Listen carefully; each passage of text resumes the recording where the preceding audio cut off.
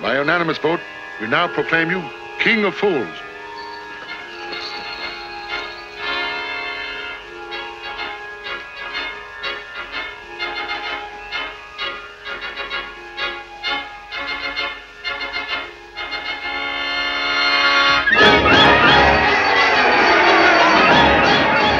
In France, January 1st was the day of the Feast of Fools, a celebration of mirth and irreverence, persecuted by the Catholic Church for the way it lampooned the Christian religion and made a mockery of the religious order by electing a fake bishop to deliver a parody version of the Christian rites.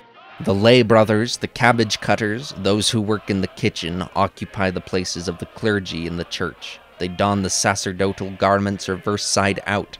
They hold in their hands books turned upside down and pretend to read through spectacles in which for the glass have been substituted bits of orange peel. Priests and clerks may be seen wearing masks and monstrous visages at the hours of office. They dance in the choirs dressed as women, panders, or minstrels. They sing wanton songs. They eat black puddings at the horn of the altar while the celebrant is saying mass. They play at dice there. They cense with stinking smoke from the soles of old shoes. They run and leap through the church without a blush at their own shame. Finally, they drive about the town and its theaters in shabby traps and carts and rouse the laughter of their fellows and the bystanders in infamous performances with indecent gestures and verses scurrilous and unchaste. Revelry, comedy, and subversion all go hand in hand.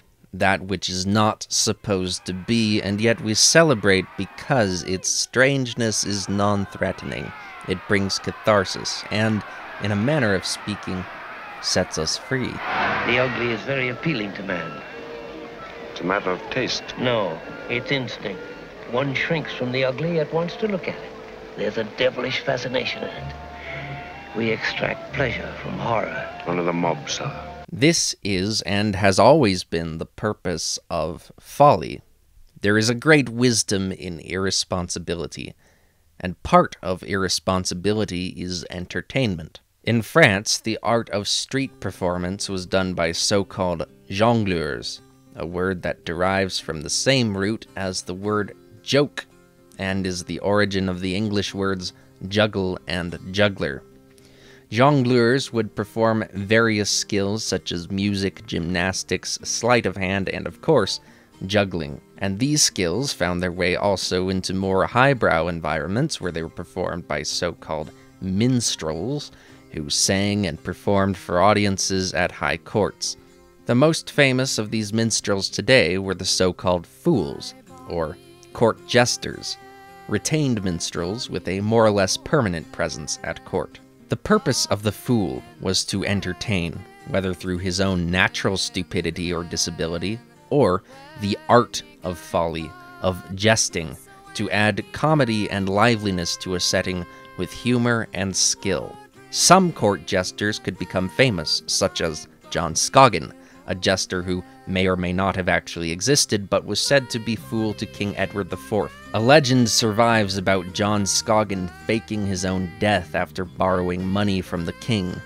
When the king spoke at his funeral, he said that he would forgive Scoggin of his debt, after which Scoggin leapt from his coffin and said this news was, quote, so revivifying that it has called me to life again.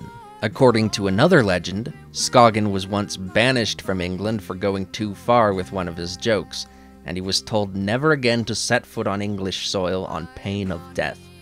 So his solution to this problem was to go to France, fill his shoes with French soil, and then return to England. So the story goes, the king was so impressed by Scoggin's clever sense of humor that he let him off the hook. Various stories of jesters like this were popular jokes and tall tales at the time, and these stories gave rise to the popular conception of the court jester as a maverick with a slightly anarchic temperament who could get away with more daring humor than a typical courtier because of his comedic skill and his essential humility. A jester's costume, also called a motley, signaled to his fellow courtiers that he was not meant to be taken seriously. A patchwork of mismatching cloth meant to dazzle the eyes with clashing, garish colors. On the top of his head, he would wear some sort of silly hat, usually a pointed cap with donkey ears or bells hanging off of it. The same sort of headwear you'd see people wearing at the Feast of Fools. All of this was meant to make the jester stand out as something different from a regular courtier, a kind of liminal space for the performer to have freedom in a society that was in other ways quite regimented. In this way, the jester became an icon for irreverence, but in essence, he was a performing artist, and if he couldn't make a living at court, he would have to find other ways of earning money. And a jester unemployed is nobody's fool.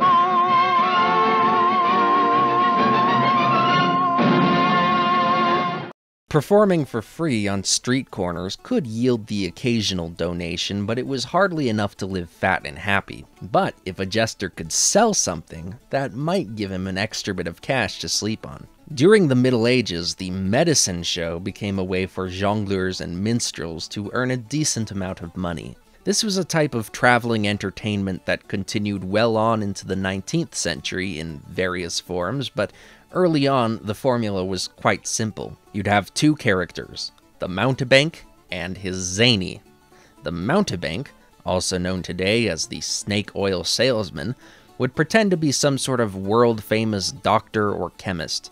Sometimes he would speak in a phony foreign accent to make him seem like an exotic, world-traveling man of importance. He would show off his fake university degrees and extol the virtues of his miracle cure, an elixir or salve of some sort that could act as a tonic or a medicine that could do remarkable things. The zany was a performer who would act as the funny counterpart to the mountebank. The word zany comes from the Italian name Zanni, which was sort of like an Italian version of Johnny. In England, the zany often took the name of Mr. Merryman or Merry Andrew, and it became a convention for the zany to sometimes be named after a popular food, and so pickle herring was a common name for zanies in Germany and the Netherlands, and jack pudding was a common name in England.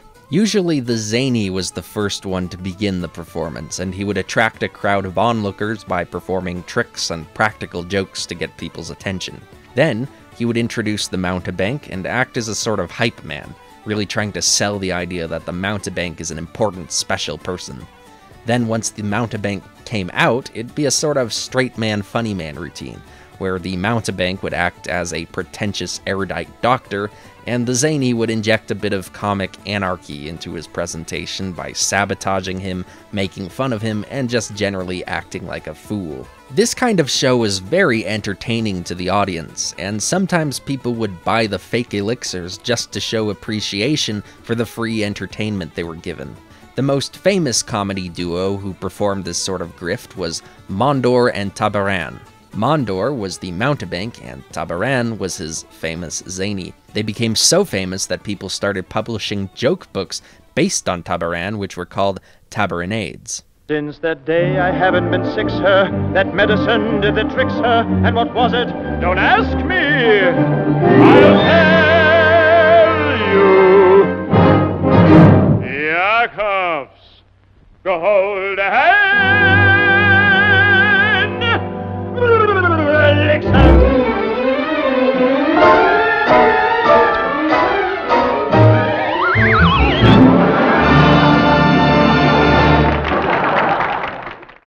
Entertaining at court could be a good gig, but you'd have to be lucky. Hawking merchandise could yield some profit, but only so many people could do it, and it was a lot of traveling around. So the best venue for a minstrel or a jongleur to earn a living was always the theater, going back to ancient times. In Greece and Rome, the actors in lower forms of theater were called mimes, because of their ability to mimic or imitate. The mime shows of ancient Greece and Rome were not typically written and preserved as some form of literature because they were made up by the actors themselves and often highly improvised. The mimes would wear masks and fake erections and act out gaudy, bawdy, farcical stories, that would be entertaining to average people. These sorts of shows would feature what are called stock characters. These days, the term stock character is often used as an insult against writers who write unoriginal stories, but in the old days of comic theater, stock characters were an intentional, expected, and appreciated part of the experience. Audiences would go to a show and expect to see the same characters they saw in all of the other shows, but just in different situations. And the mimes did not try to hide their tracks. There was no such thing as an author having intellectual property rights over a character of his own creation, and so the same names were used across the board, which helped give these farcical plays a certain cohesive genre identity, and allowed them to be more instantly accessible to the people. If you go into a play already knowing who the characters are, it's easier to jump right into it. These were characters such as Macus the Idiot, and Pappus the Old Man. There was also a character called Stupidus, who was the moron who would fall victim to every practical joke and deception. Another name for Stupidus was Alapus, which meant something along the lines of, he who gets slapped. In medieval Europe, in England and France especially, a popular form of entertainment, sometimes at a playhouse, but usually just on a makeshift theater stage at a fairground of some sort, was the so-called morality play. These were religious plays that would tell stories about people having to grapple with temptation to sin. Abstract concepts such as justice and vice would be represented as characters in the play. The devil was also a very common character. Sometimes they would tell Bible stories. Sometimes the plays were a bit camp and comical, but they still tried to teach a good message. There was another type of play that was common in France called the sotti. These were often performed by amateur fool clubs, which were so-called joyful societies. These sotti plays made a mockery out of all society, including the church, much like with the Feast of Fools tradition. Every character in the play, whether he was a king or a peasant or a bishop, was played by and made out to be a fool.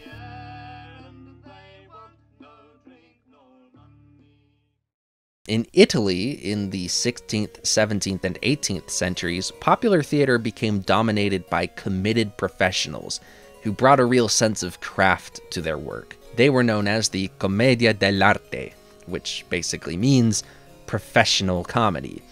It was very similar to the old mime farces of the classical period, with stock characters who wore masks and everything. But here, in the early modern period, this form of Italian comedy developed a uniquely prestigious reputation. Usually there'd be a love story, and the two romantic leads were called the innamorati. They did not wear masks, but the rest of the characters, who were called the maschere, would wear masks, although unlike the Roman days, these modern comedy masks only covered the top halves of their faces, so you could still see their mouths moving. The term zanni was also used in the commedia dell'arte to refer to the servant characters in the plays. Examples of maschere include Arlecchino, who in English is called Harlequin. He was iconic for wearing this little jester motley made out of diamond shapes and carrying a wooden sword or sometimes a slap stick, which was a device that could make a loud cracking sound when you whack someone with it to make it sound like the person is getting hit a lot harder than he actually is. Harlequin was kind of an all-purpose fool. To obtain the desired effect, you eat them, ingest them, inject them like a shot, insert them in my mouth. In your ear. Yeah, this way. They, the sausages, will make you solid, powerful, long-lasting. Arlecchino? That's the ticket. In the early commedia plays, Arlecchino was usually made to be pretty stupid, but as the character grew more popular, the actors started wanting to give him more successes, and so he gradually evolved into more of a cunning fool, an irreverent jester. You'll see the same pattern play out with a lot of stock characters. They start out as stupid, but the audience finds them sympathetic, and so they gradually evolve into more intelligent characters. But then they need more stupid characters to play off of, so new forms of stupid stock characters are introduced to replace them. He's not stupid in the way Zahn is stupid. He's stupid because he doesn't necessarily use logic. He's a body. Harlequin is a body character, whereas Brighella is a brain character. Harlequin is intuitive and happy-go-lucky. He's not immoral, he's amoral. He doesn't know the difference between right and wrong. He lives very much in the moment. Other masked characters included Pantalone, or Pantaloon, the scheming, dirty old man from Venice. Everything about him is mean and vinegary. He's called Pantalone di Bisogna, of the needy. He's got a lot of needs. Capitano, the boastful Spanish captain, who was actually kind of pathetic. Dottore, the doctor, who was very similar to the character of Mondor the mountebank. And Pulcinella, who might have been the inspiration for the English Punch from the Punch and Judy puppet shows. And we also see Sergeant Howie dressed up as an Italian Pulcinella in The Wicker Man, where he is simply referred to as Punch. In addition to them, there was Colombina, or Columbine, a female servant who also served as Harlequin's love interest. And finally, there was Pedrolino, also known as Piero in French. Pedrolino typically wore a white costume, and eventually the actors who played Pedrolino stopped wearing the Pedrolino mask and instead dusted their faces with a coating of flour to make their faces appear white. Pedrolino was a stupid character, but there was usually a sweetness about him. He wasn't supposed to be overtly foolish and conniving like Harlequin. He was earnest. But he also lacked common sense and was very gullible, and that's what made him amusing. He could be the butt of Harlequin's pranks. And he also was often married to Columbine, which created a love triangle between the three of them, as Harlequin would often try to steal Columbine away. What distinguished the Commedia dell'arte was how seriously the actors treated their profession. They took great pride in their abilities to use their physicality to bring characters to life. It was usually easy to tell which stock character you were watching just by the way he walked. They also put a great emphasis on improvisation. Usually the plays were structured around so-called lazzi, which were little skits that they would write in a very cursory fashion, basically just establishing what the scenario would be and what props they would need. Then, the actors would get to work improvising all of the dialogue on stage. Oh, maybe this one too. That one, no. Arlecchino, what are you doing? I'm juggling, Pantalone. Oh, stop it. No. You give me those right now. Pantalone, when did you learn how to juggle? Well, just right now, apparently. Oh, wow. Oh, look, what did you do? Pantalone, it's like a game. Oh, no, it is not a game. It's kind of like a game. You give me those back. Oh, but Pantalone, I don't want to stop playing. No, you give me these. You can't have those. These are mine. Stop it right now. I'm just going to take them and walk away. It became a very popular form of entertainment that made its way into France, England, and other countries, where it influenced the local variations of popular theater. And the same stock characters that arose in the Italian comedy made their way into England and France.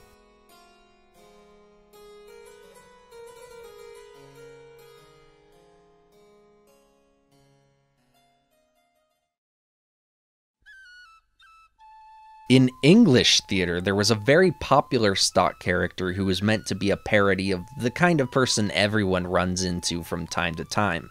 Perhaps you're even married to one. A rustic farmer. The kind of guy who thinks he knows everything because everything within his vicinity is something that he knows, and there's nobody around him to tell him how ignorant he is. An unsophisticated peasant who doesn't really think things through before doing them, and has a certain down-home charm to him. When this character was written into plays, he was usually simply called Cloyne, or later on, Clown. In Icelandic, there's a word called klunni, which means a clumsy person or fool.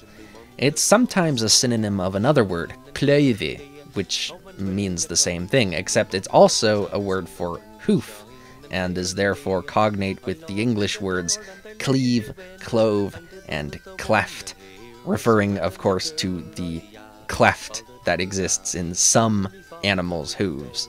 Likely the word klaufi was synonymous with klunni because a clumsy person stumbles around kind of like they're plodding around on hooves.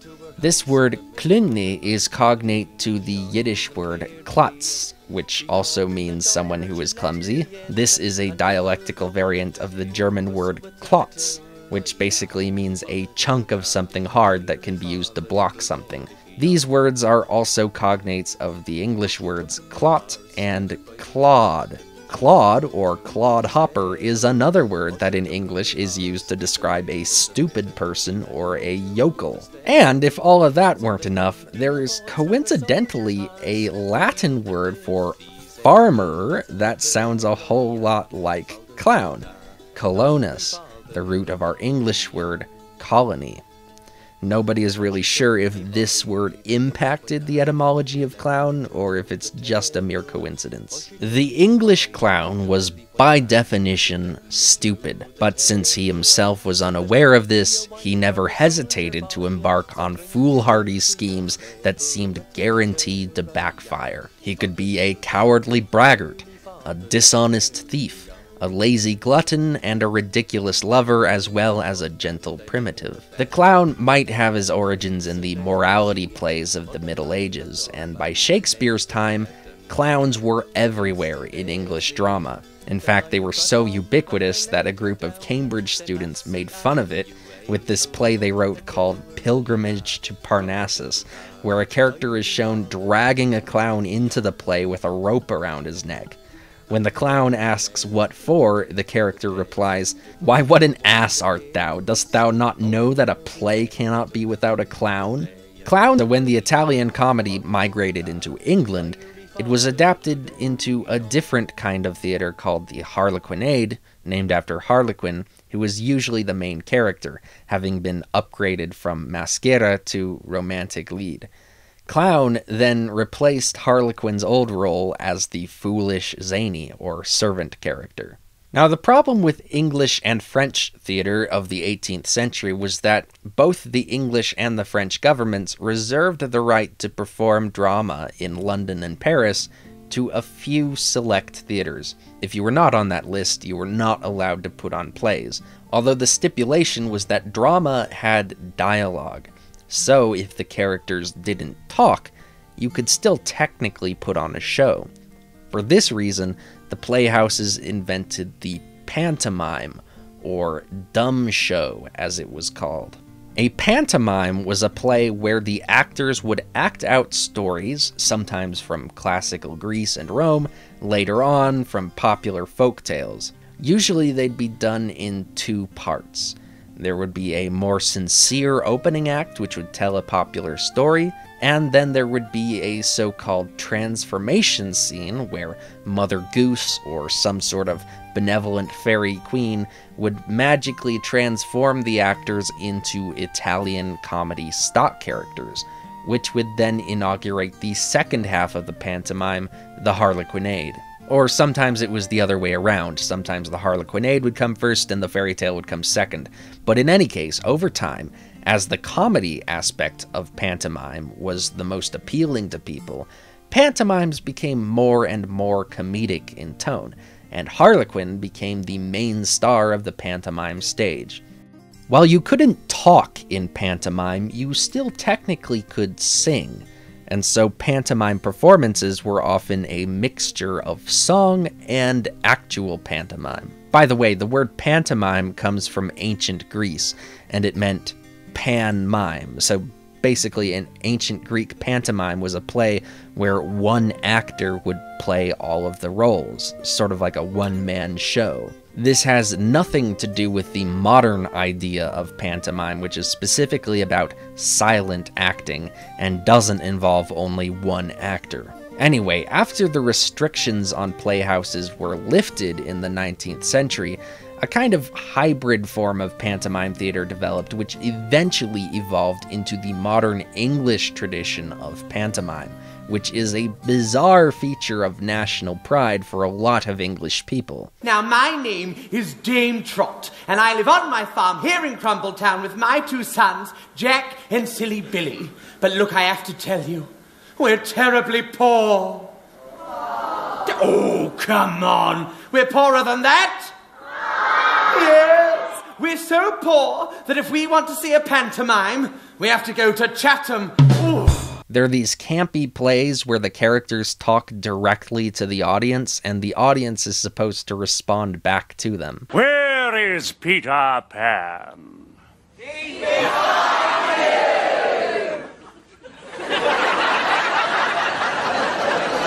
Where is Peter Pan?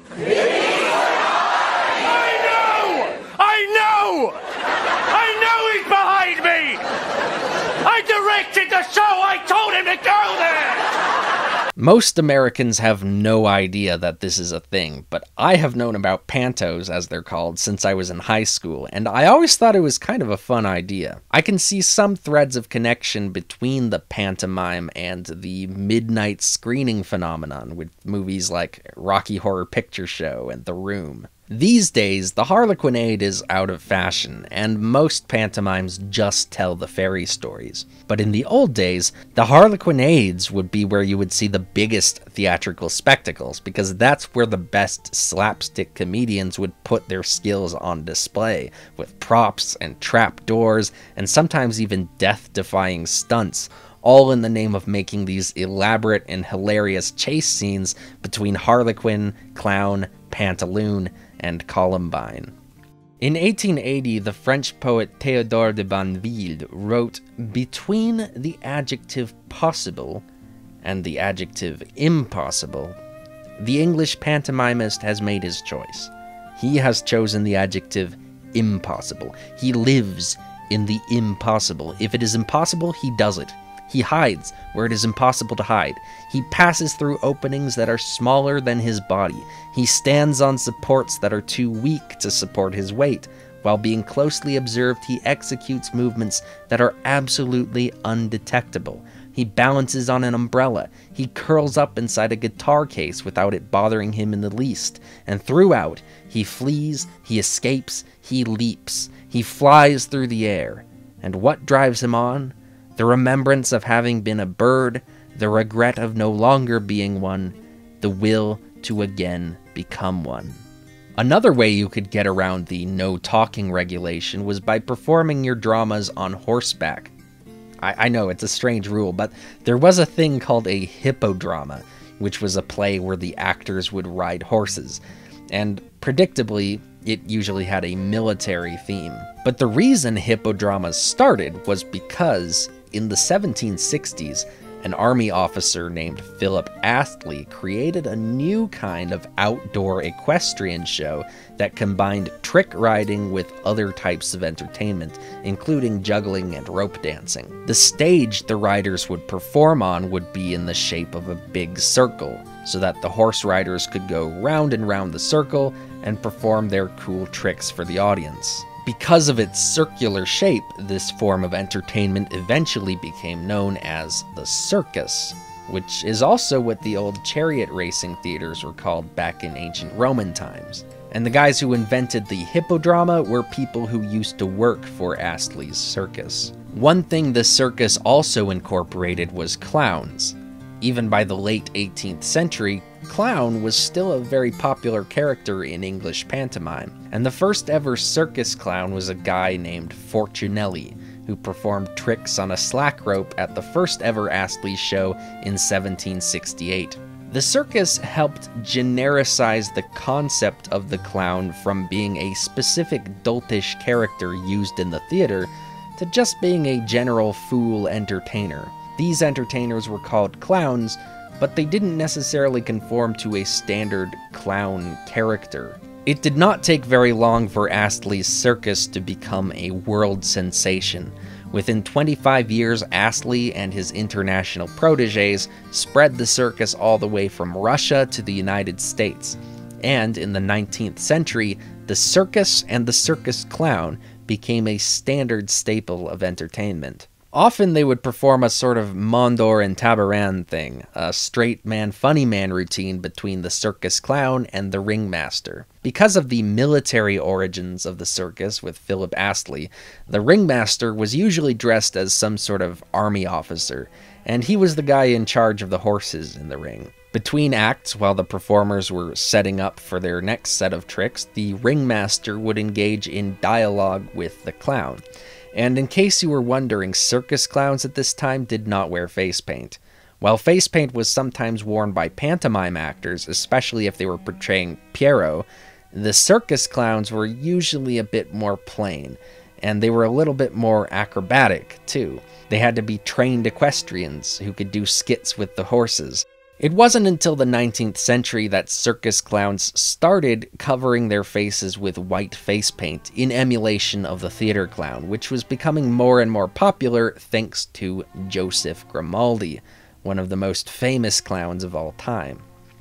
Joseph Grimaldi was the son of an Italian pantomime performer called Giuseppe Grimaldi, and he lived most of his life in London, performing as the character of clown in various harlequinades of the late 18th and early 19th centuries. What's notable about Grimaldi is that he added the color red to the clown's face. Clowns were already by this time starting to wear white face paint in emulation of the Pierrot character, but Grimaldi also used to put red highlights on his cheeks and mouth, which gave his version of clown a unique look that a lot of other clowns found very interesting. During the 19th century, English clowns started to emulate Grimaldi's look, leading to a lot of people pushing this idea that Joseph Grimaldi effectively invented the modern image of the clown. The English circus and circus clown also became popular, of course, in France. In France, there was a popular fairground sideshow character named Paillasse, which means straw mattress, because the outfit he wore was made out of the same material they used to make straw mattresses. The same term was adopted by the Italians as pagliaccio, and in Italy, pagliaccio became the generic term for circus clown in the 19th century.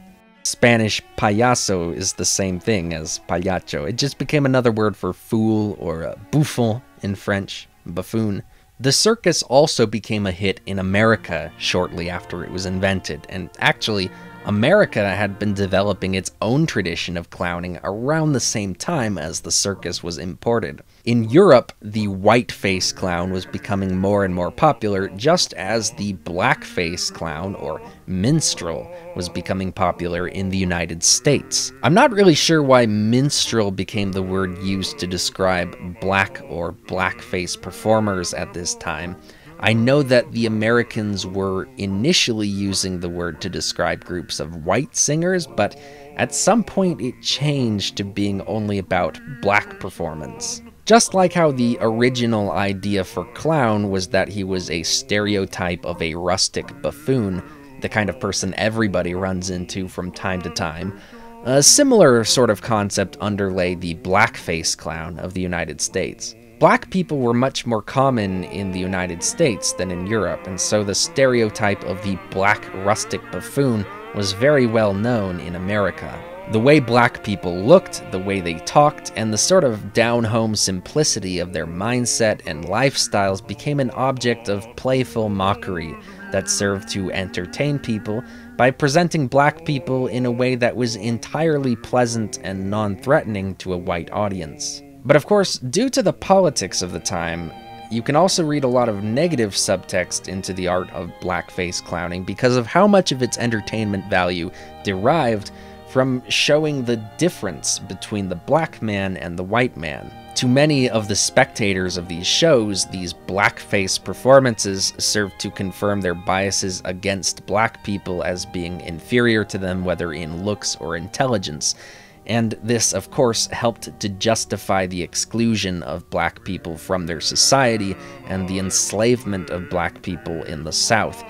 These minstrels were portrayed to be cheerful and happy, which reinforced prejudices that assumed that the subjugation of black people was good for them. And yet there was also, I think, in the blackface tradition, a certain implicit indication that black people were viewed as natural entertainers, that there was something about the black man that white people wanted to see, that the rustic charm of a black man was almost a comforting or nostalgic thing to a lot of people. And that's reflected in a lot of the print advertisements that you see in the 1800s and early 1900s that used cheerful, happy-go-lucky black stereotypes to sell products, usually accompanied by sales pitch copy that incorporated a lot of bad grammar and malapropisms, the kind of thing that would be charmingly quaint to white people. So blackface had a sort of double-ended quality to it, where on the one hand, it was entertaining, charming, lovable, and quaint. But on the other hand, it was demeaning, condescending, and racist. And the real clinching factor is that if white people really wanted to see black people perform, they would have hired actual black people. But instead, black people were mostly excluded from the early minstrel shows. For the traditional English clown, there was no racial element involved, and so there was nothing to separate the clown from his peers other than his intellectual and cultural background.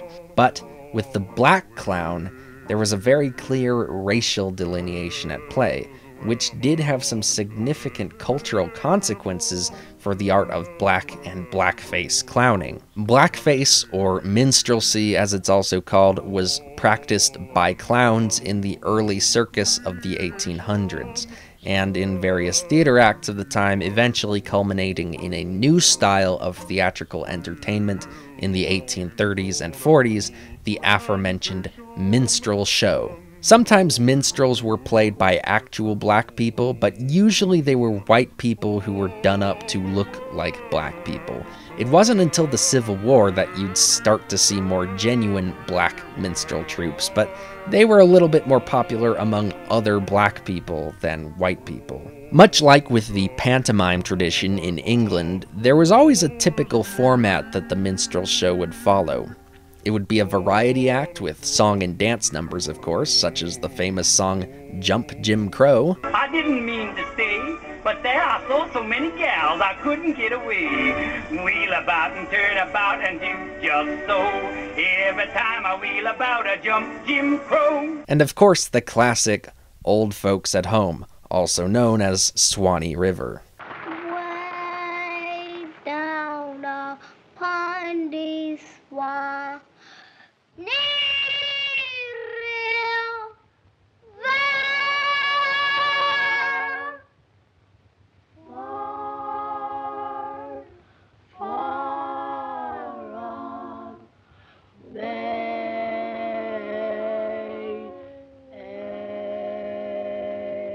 But crucial to the minstrel show format was the presence of the three main characters.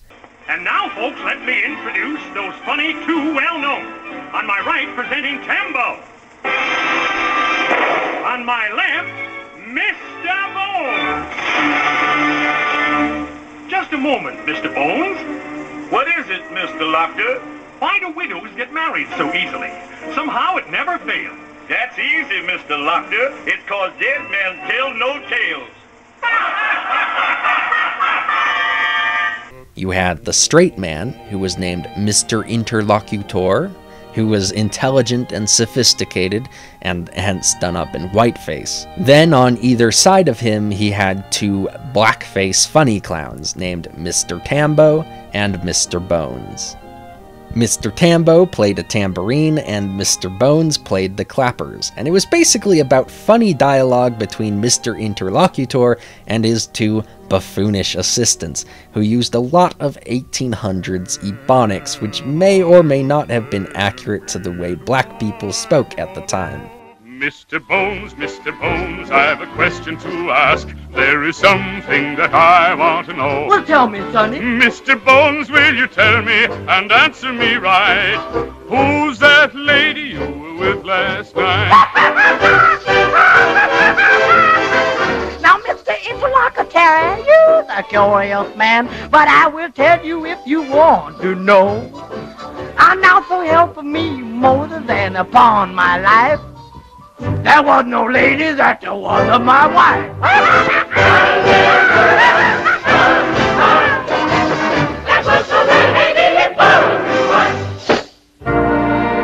Mr. Tambo, I've a question to ask you tonight, and with all your fancy knowledge you should know.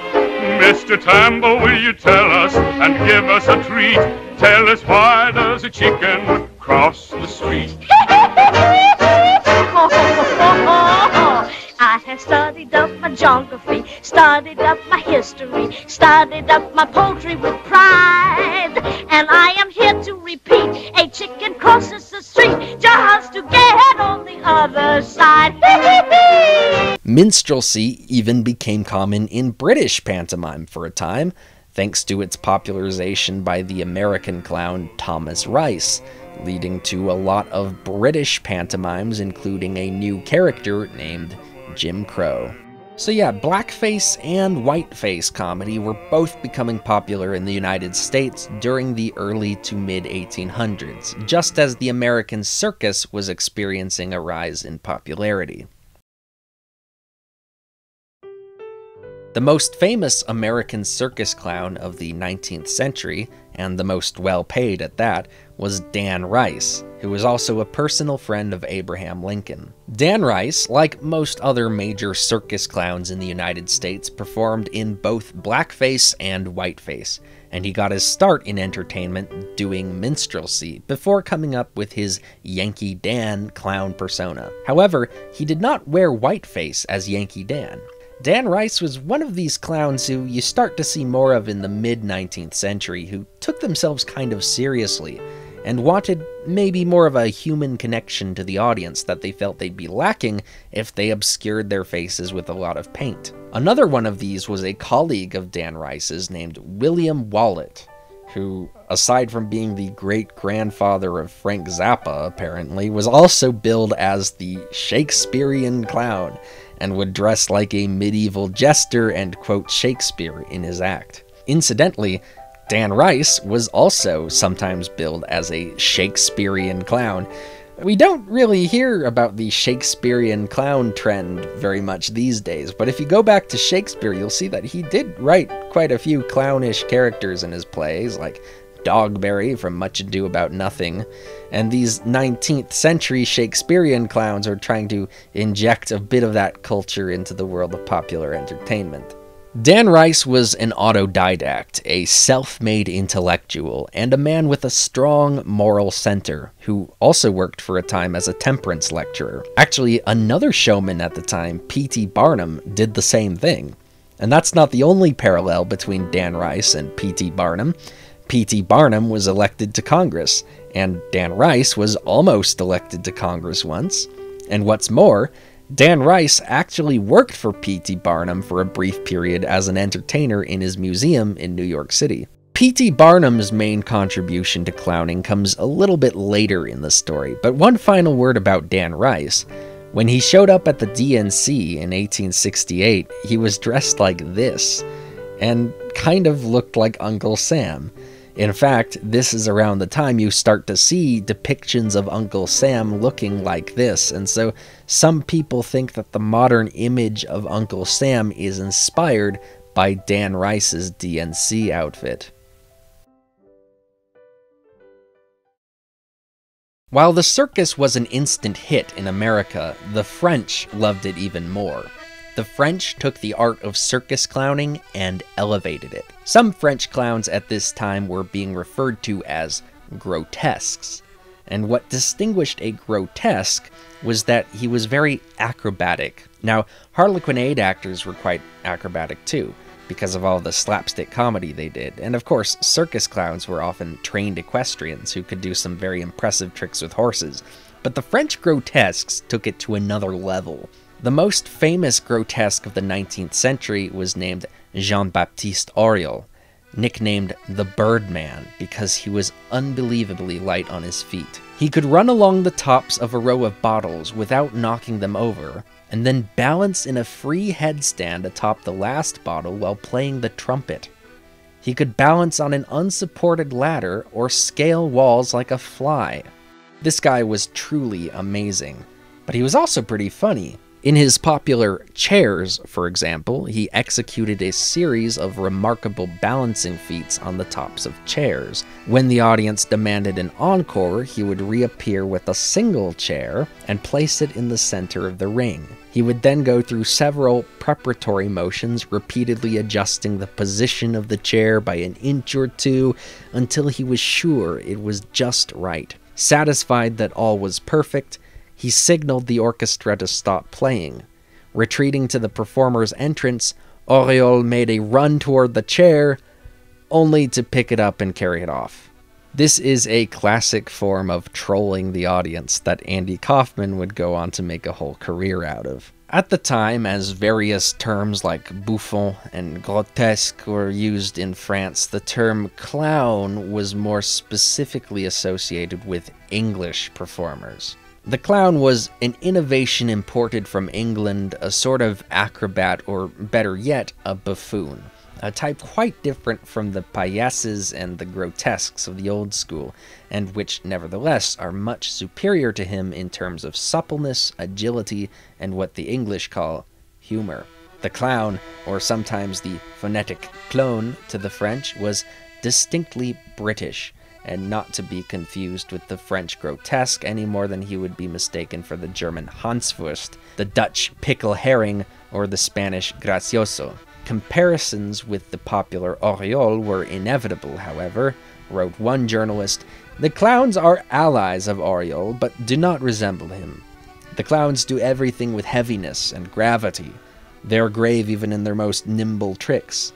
The clown represents matter pure and simple. He shows off his muscular force in all its reality. Auriol, on the other hand, hides it under 1,000 ruses and charming graces.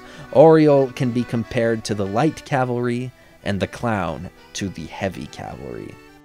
The British clown became the star of the French circus, and British clowns often preferred to perform in France.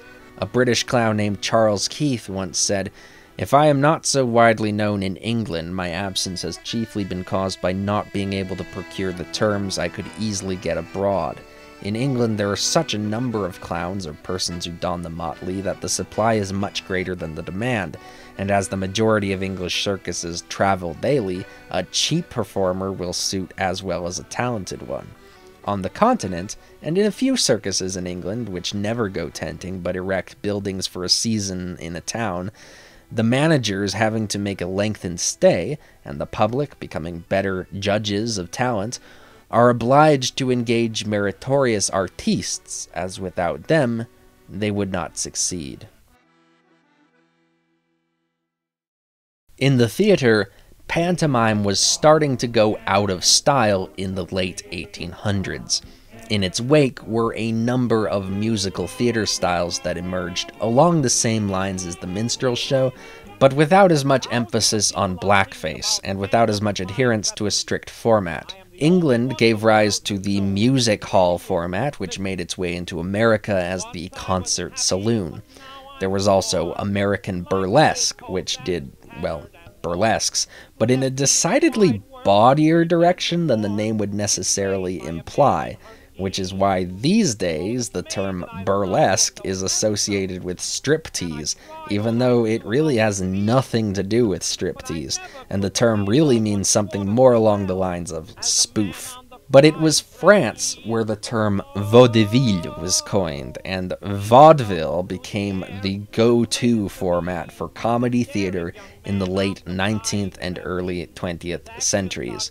We'll see a lot of vaudeville variety performers in the coming sections of this video. Another thing that took shape in the late 19th century was the acrobat acrobat theater troupe.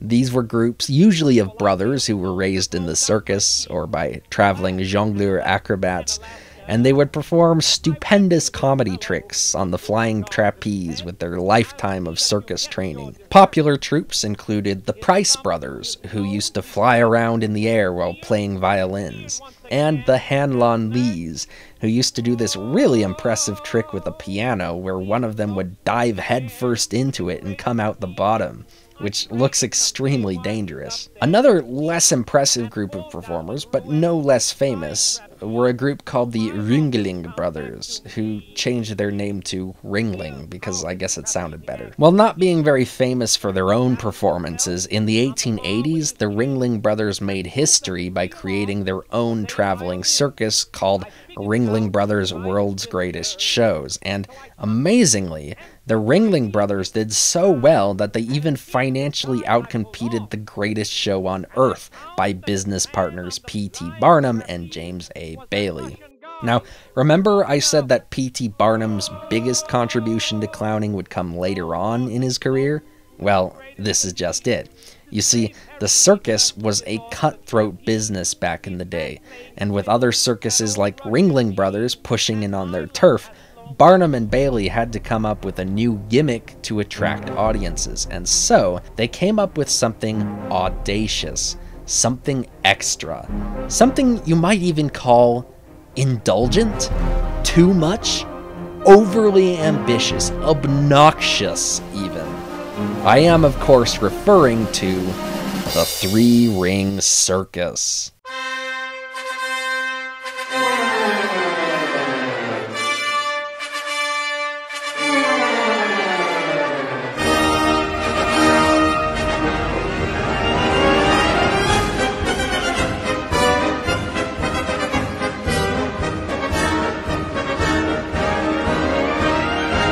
I know this doesn't sound like that big of a deal these days because the Three-Ring Circus is the standard American idea of what a circus is, but I'm telling you, it was a lot, and especially for clowns, it was kind of an awkward transition. The Three-Ring Circus changed everything about circus clowning, because in the old days, a circus was just one ring. The horses would go around the ring, and the riders would do tricks, and the clowns would entertain a smaller audience, either in the open air or inside a tent. Now, everything was different, because instead of one ring, there were three. And instead of a normal tent, there was this thing called a big top, which was fucking enormous. Now, there were 3 times as many spectators and 3 times as many acts, all going on at the same time. It was a chaotic clusterfuck, and the audience loved it because they all had ADHD, and of course this is usually considered the high point of the circus in America, the golden age of the circus. The only problem is that the clowns didn't like it, because the clowns weren't able to perform the way they used to. Because circus clowns talk. They are supposed to talk to the crowd, to do comedy skits with the ringmaster. They're supposed to have a personality. They're supposed to have a subtlety to their performance. They're supposed to be able to tell stories with their performance. And when you have 3 acts all going on at the same time, when you have loud crowds of annoying slack-jawed spectators barking like a bunch of seals at every dumb spectacle they see, there's no room anymore for subtlety. There's no room anymore for personality. There's no room anymore for actual art. Today's audience at a typical American circus does not just see one clown act performed in a single ring. Instead, the spectator's eyes are boggled by the sight of a score of clowns flooding 3 rings and a hippodrome track, competing for attention as they simultaneously perform a dozen different comedy routines. Most Americans fully expect this bustle of frantic activity, for the 3-ring setting is an important part of the American tradition of the circus. The circus clown, thanks to the 3-ring circus, became dumber in more than one sense. Dumb as in mute, like a pantomime dumb show, because how is anyone going to hear you talk over all this racket? And dumb as in dumbed down, because now, in order to make any impression on the audience, the circus clown had to do the most exaggerated routines they could come up with, And what's worse, they were limited to about 5 to 7 minutes per act, so they couldn't build any kind of stage presence, they couldn't build any trust or rapport with the audience. They simply had to do the stupidest thing they could come up with to get a cheap laugh and then fuck off. The clowns of the circus went from being these important celebrity artist performers like Dan Rice to simply being a bunch of mass-produced, disposable, faceless dumb guys who honestly weren't even very good at clowning. And don't take my word for it, ask Dan Rice himself, because in 1890 he told John Ringling, quote, "You haven't got one real clown in your show. I mean a jester who can stand in a ring and hold the audience all by himself. Instead, you march in a dozen buffoons who try to get laughs by falling all over each other or whacking one another over their padded buttocks with bladders or staves. That's your bigger than ever. 12 idiotic simpletons instead of one talented clown." And it wasn't just the clowns themselves who were complaining about this. Other fans of entertainment were noticing a change for the worse. One journalist, writing in 1905, complained that the American clown's vitality had been lost. As evidence, he described 20 clowns in a dressing tent, frantically changing from one set of fool costumes into another equally monstrous, so that they may run out for 5 minutes into a 3-ringed pandemonium, make a face, and hit a partner with a slapstick. It might be this dumbing down of the American circus clown that has contributed to the decline in the reputation of the clown in the last 100 years. Perhaps Americans are tired of comedians who insist on themselves and force you to laugh whether you like it or not. What's the matter, kid? Don't you like clowns? Why? Don't we make you laugh? Aren't we fucking funny? The circus clown has therefore become an object of scorn and contempt for a lot of people. A lot of people insist that clowns are not funny, and are in fact very annoying. I hate clowns. Yeah, well, it's what he wanted. He's 7. It's gotten to the point where people have even begun to feel bad for clowns. We feel bad for them for having to debase and humiliate themselves the way they do. Like, there's something awfully pathetic about a person who dresses up in a grotesque imitation of a 17th century motley and then parades around acting like a dumbass with no skill and no subtlety, desperately trying to get other people to laugh with no success. A Barnum and Bailey clown named Slivers Oakley once said, "I feel as if I'd been playing scrimmage against Yale.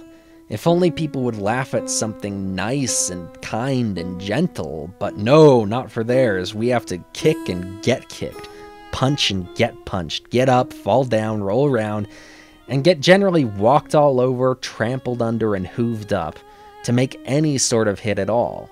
Well, honest now, I had a partner that got only one good laugh all the time he was in the business, and that was when an elephant stepped on his foot and smashed it flat. He set up a screech that slit the tent top pretty near, and they laughed. Gee, you should have heard them laugh. When we carried him out, groaning and biting his fingers, they almost had a fit. Slivers Oakley also complained about the time limits that Barnum and Bailey set for their clown acts. No matter how well you do in one turn, you have to start all over in the next. Nobody knows you. They're not ready to laugh the minute they see you come in again, like they're in a theater. You're no matinee idol. Just look at this guy. Does this guy look happy to you? Yeah, well, shockingly, he wasn't. He gassed himself to death in 1916. Suicide at the age of 44. The tragedy of Slivers Oakley is only one of many stories that would make up the late 19th and early 20th century trope of the sad clown.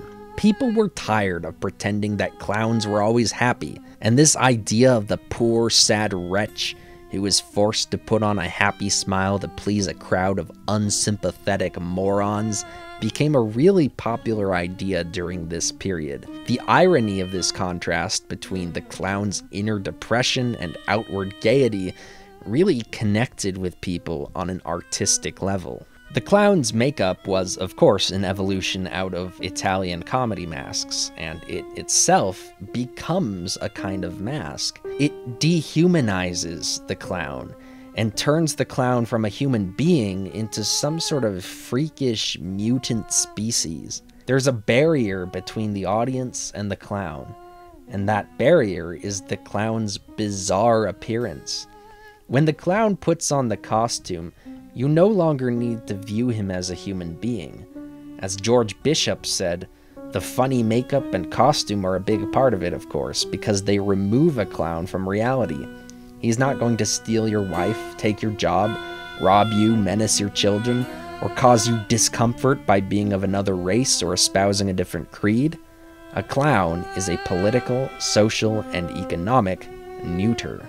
A clown, in other words, is an inhumanoid, a sexless, soulless, pointless being who only exists to get slapped and to like it, to take all of the beatings and the mockery of the entire world onto himself and never raise a single complaint about it. Joseph Grimaldi used to joke, "I make you laugh at night, but am grim all day." Get it? Grim all day? But that's the thing.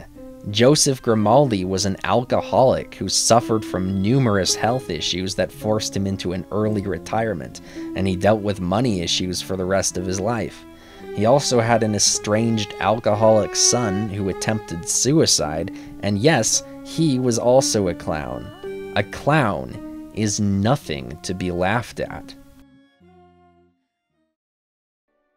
A common theme among sad clown stories is adultery and unrequited love. The clown is often portrayed as a hopeless romantic who loves a woman, but the woman runs off with another man, leaving the clown in tears, having to put on his costume and entertain people while the sadness in his soul screams out to be heard.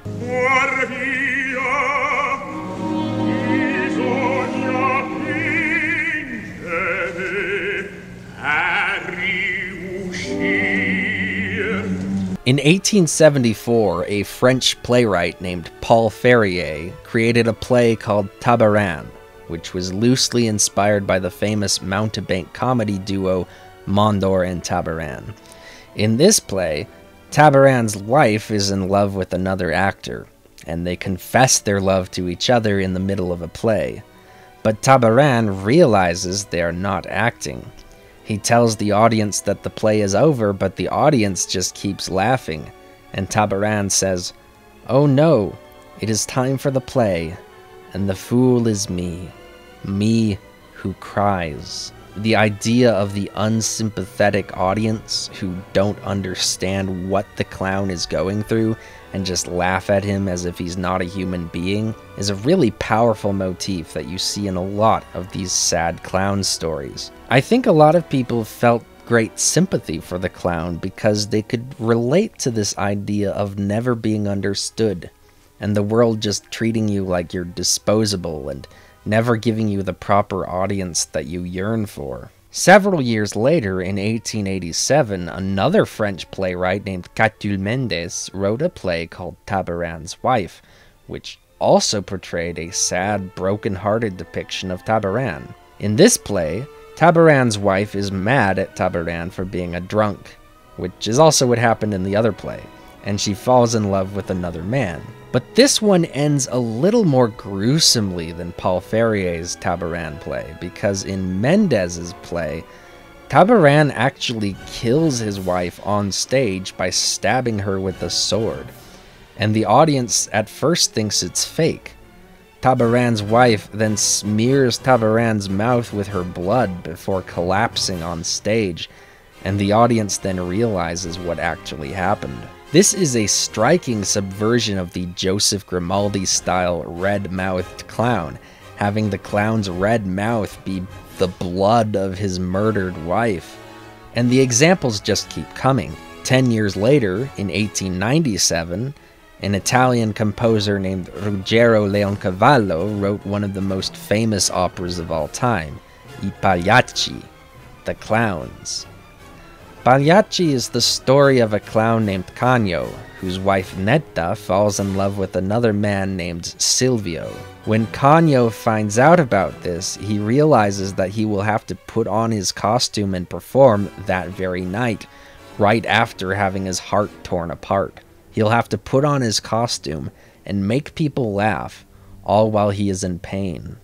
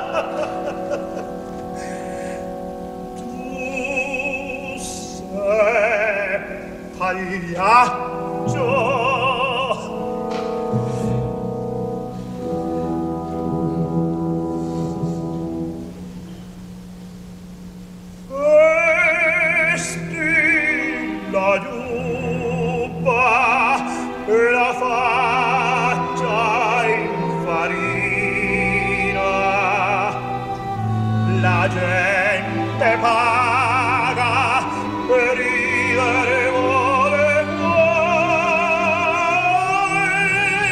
siare la china e tempo la colombina ridi pagliaccio e ognuno applaudirà.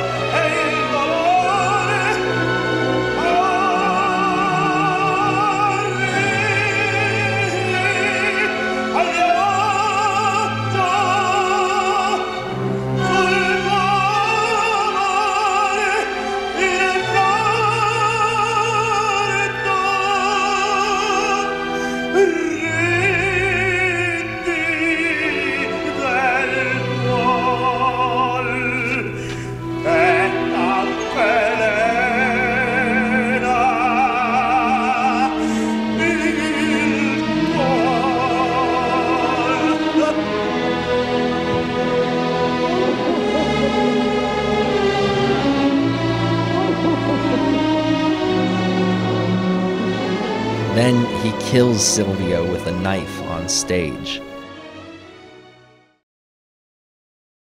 Tragedy, adultery, and murder.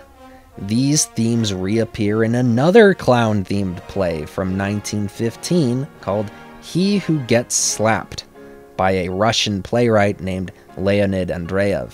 I haven't seen this play, but I have seen the 1924 film adaptation starring Lon Chaney, which was the most famous of many adaptations, and was also the first MGM movie.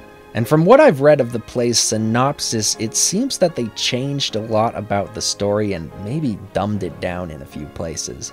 But it also seems like they added a few good things that the play didn't have. Overall, the play seems better than the movie. He Who Gets Slapped is the story of a man of a certain amount of prestige, who hides his identity and goes into the circus as a clown under the blank slate pseudonym of He. He does this because his wife left him for a mutual friend, who went on to write a successful book about the affair with He's wife. Out of despair, He decides to become a circus clown, and comes up with an act where he gets slapped all the time by the other clowns. There he becomes the famous He Who Gets Slapped, and he falls in love with an equestrian girl named Consuelo, but she gets pressured into marrying a rich baron. So after failing to prevent the marriage, he decides to poison Consuelo. Then her wealthy fiancé kills himself, and then finally he drinks the poison as well. Yeah, these sad clown stories are all a little bit derivative of each other. The Lon Chaney film, as I said, has a slightly dumber quality in some respects, but I do really like some aspects of it. There's this clown at the beginning, middle, and end of the film who spins a ball around, and the ball turns into a globe of planet Earth, which I take to indicate a kind of Amadeus thing, where God is portrayed as a clown who is spinning the world around like a toy, mocking our main character's pain and mocking everyone who suffers. I used to think that my life was a tragedy, but now I realize it's a fucking comedy. The world is a cruel and callous, inhuman place. And what could be more inhuman than a painted-up, white-faced clown, totally divorced from the reality of emotional life and always happy? In this way, the clown is dehumanized. He no longer has a name. He is simply the one who gets slapped, and nothing else about him matters. The god of this world is just another one of the clowns who slap he. They slap him with no understanding of what they're actually doing to him or why he wants to be slapped in the first place. They just think he's doing it to entertain people. But really, he's expressing a concerning masochistic urge to be hurt by other people because he hates what his life has become, and he hopes that the physical pain will distract him from his deep emotional pain. In 1919, Fausto Maria Martini wrote another play about a sad clown called Ridi Pagliaccio, which means laugh clown. This is, of course, a reference to the famous line from the song Vesti la giuppa in the opera Pagliacci. This play was adapted into another Lon Chaney movie in 1928 called Laugh, Clown, Laugh, which I think is a lot better than He Who Gets Slapped. I think if you're going to watch either one of these films, pick Laugh, Clown, Laugh. It has a better script with better characters, fewer cliches, and it actually kind of has a sense of humor to it, which, after all, for a movie about clowns is probably a good thing. This is another movie about a tragic clown love story, but this one is a bit spicier because this time the clown is in love with his own daughter. Adopted daughter, mind you, but still. He raised her from when she was like 4 years old, and now he wants to bang her. Only problem is, well, actually there are quite a few problems with that. Problems that he is very well aware of, and yet the depression of not being able to express his love gives him a nervous condition where he has sporadic bouts of crying, which is inconvenient because he is a clown who is supposed to make people laugh. And then, of course, his daughter meets Count Luigi, and you can imagine what happens next. Except there's a twist. When she rejects Count Luigi because she doesn't want to leave her stepfather Tito, Luigi develops a condition where he sporadically laughs. So the two of them, Tito and Luigi, meet at the same psychiatrist office and they decide that they're going to become friends, so that they can even each other out. But then, of course, they realize that the underage girl who is causing both of their misery is the same girl, and so they agree to respect her decision of which one of them she is going to marry. Spoiler, she picks Luigi, and Tito kills himself by falling on purpose during one of his stunts.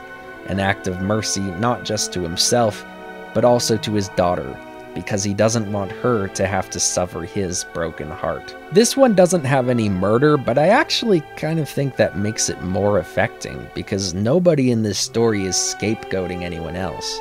He's just sad. With all of these sad clown dramas coming out in a space of 50 years, the white-faced clown was developing a sense of pathos, and perhaps he was running the risk of losing a bit of his goofy, idiotic charm. This was especially apparent in Europe, as the Europeans never really bought into the whole three-ring circus idea, and so European circuses typically only had one ring, and there, the clowns could continue to give more intimate performances.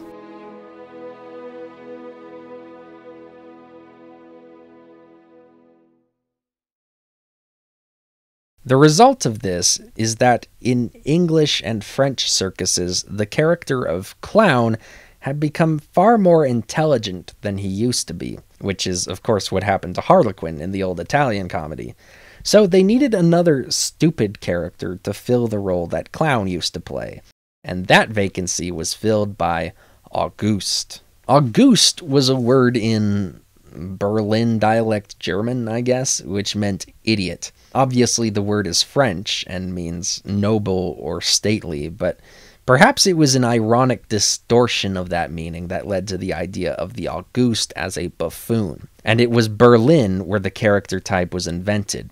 However, it was James Guyon, an English performer for the circus in Paris, who firmly established the style of the Auguste, which was as such: to appear incredibly busy while doing nothing, or even interfering if he feels like it with the work of the circus hands. In one of Guyon's routines, for example, the busybody Auguste becomes entangled in the trapeze safety nets as they are being cleared away. He suddenly finds himself hoisted high above the arena floor, and just as abruptly comes cascading down the rigging in a series of dangerous tumbles that land him on the ground. His outfit consisted of a coat with excessively long tails, a white vest that was also too long, and black pants that were too short. A lock of his hair was carefully waxed so as to stick straight up in the air.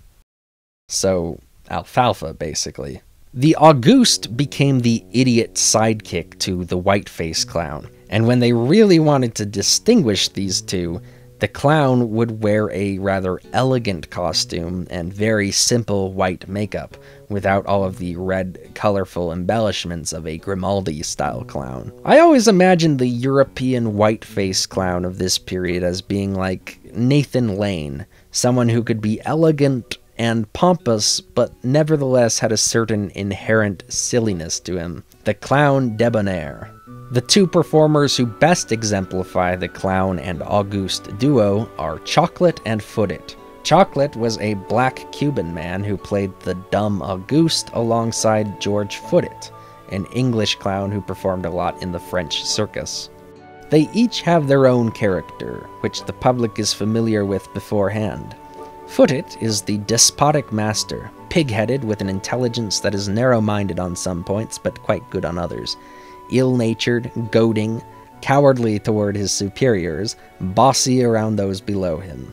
Chocolate, on the other hand, is the hapless Negro scapegoat who obeys without complaining, but who still acts lazy, and whose impassive mask leaves the spectator vague as to whether he has before him an absolute fool without a brain in his head, or an intelligent but unfortunate individual who is aware of his moral forfeiture, who understands everything but says nothing, because he knows it would not do any good. Footit's bullying of Chocolate was almost totally arbitrary, a slapstick equivalent of a harsh social order. There was no real reason for the punishment, and no need for the master to give a reason.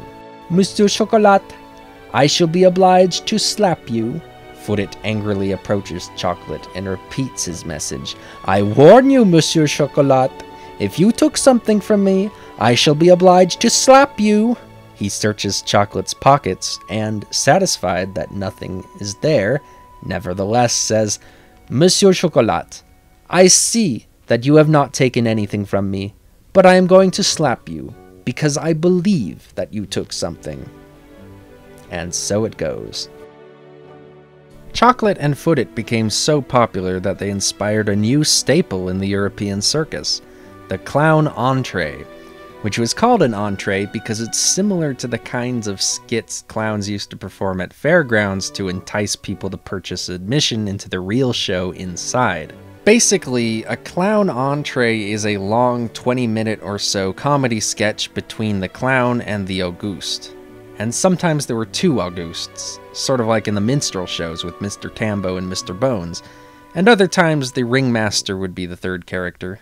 It's funny that just as the three-ring circus was hampering and limiting the clown's ability to connect to an audience as a performer, the one-ring circus was becoming more hospitable than ever to the clown, and it would remain that way for the early part of the 20th century. There's something pathetic about the Auguste, and this patheticness could arouse sympathy in an audience. Nowhere was this sympathetic quality of the Auguste better realized than with a French Auguste who simply went by the name of Groc.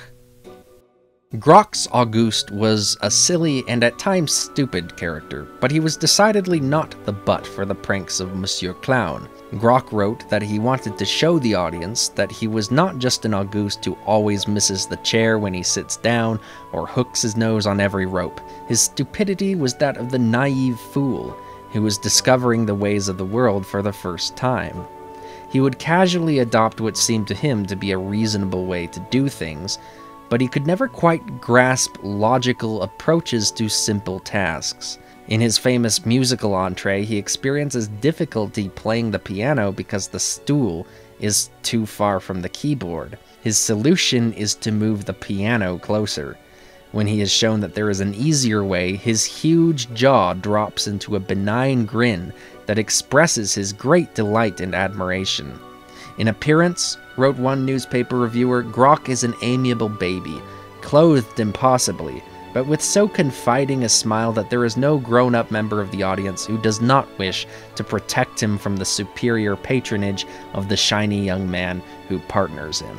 The clown and Auguste dynamic was one expression of the straight man, funny man gimmick that went all the way back to Mondor and Tabaran and beyond. It also found its way naturally into vaudeville, where it influenced early motion pictures with duos like Abbott and Costello, although I think the screen duo who most fittingly echo the dynamic of Clown and Auguste were the famous Laurel and Hardy.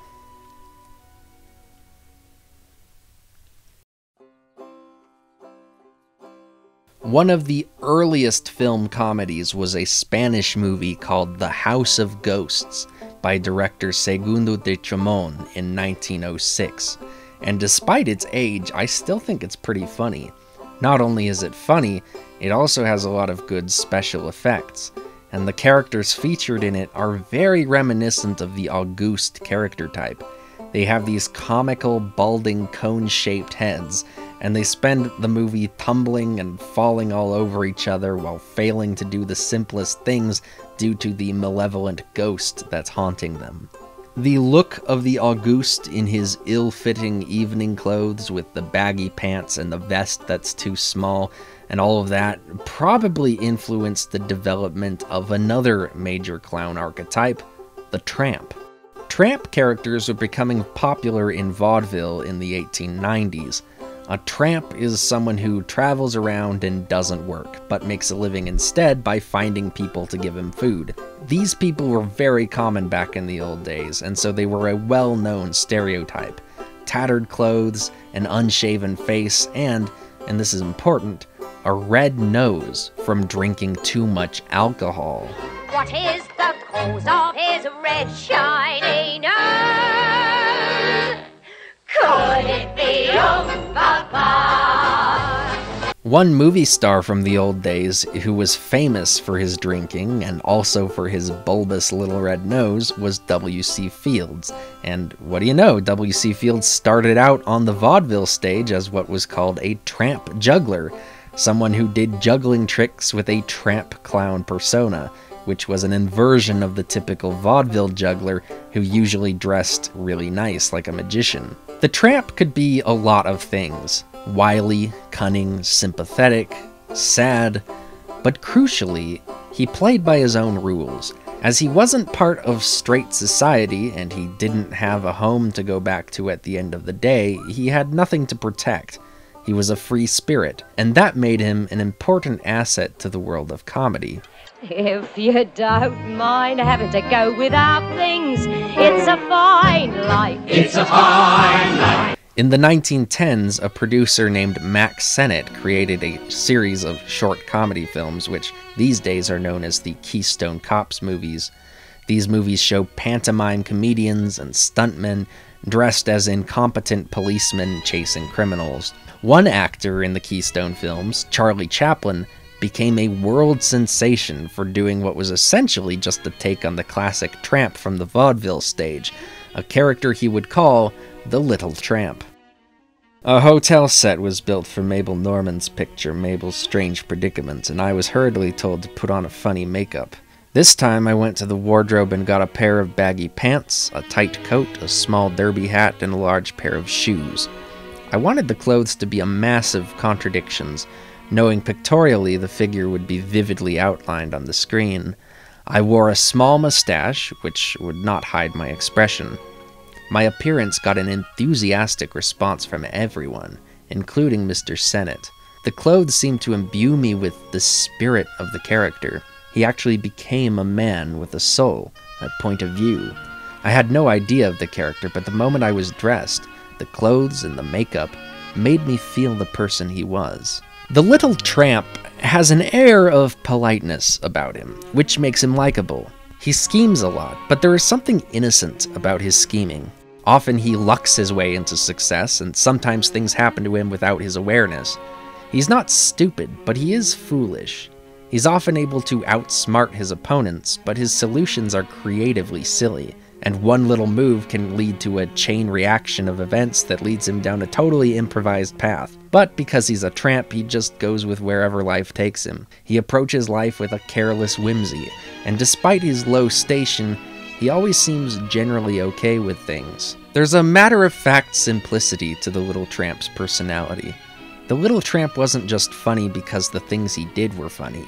He was funny because his personality was so well-defined that you could look at his antics and think, that's so him. And that personal connection to the audience is really what made Charlie Chaplin so successful. In his 1928 film, The Circus, the little tramp gets chased by the police into the ring, where he accidentally becomes a crowd-pleasing favorite. When he leaves, the crowd shouts, "Bring back the funny man!" However, when he tries to audition properly for the circus, the ringmaster doesn't like him, but he keeps somehow finding his way back in again and accidentally entertaining the audience, being a funnier clown than the rest of them, but only on accident. In this way, the little tramp's innocence is never called into question. He doesn't have to truly grapple with being a performer the way Lon Chaney's sad clowns did, because he doesn't know that he's a performer. But once he's made aware of his status as the star of the show, his performances start to suffer. And like all sad clowns, he suffers a broken heart due to a love triangle. A tale at least as old as 1874.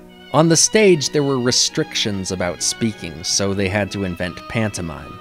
And then on the screen, you couldn't speak, because they didn't have the technology to do that back then. So instead, they had to use pantomime. Now, they would speak in the movies, and then they'd show little truncated title cards to let you know what they were supposed to be saying, so it wasn't pure pantomime like on stage.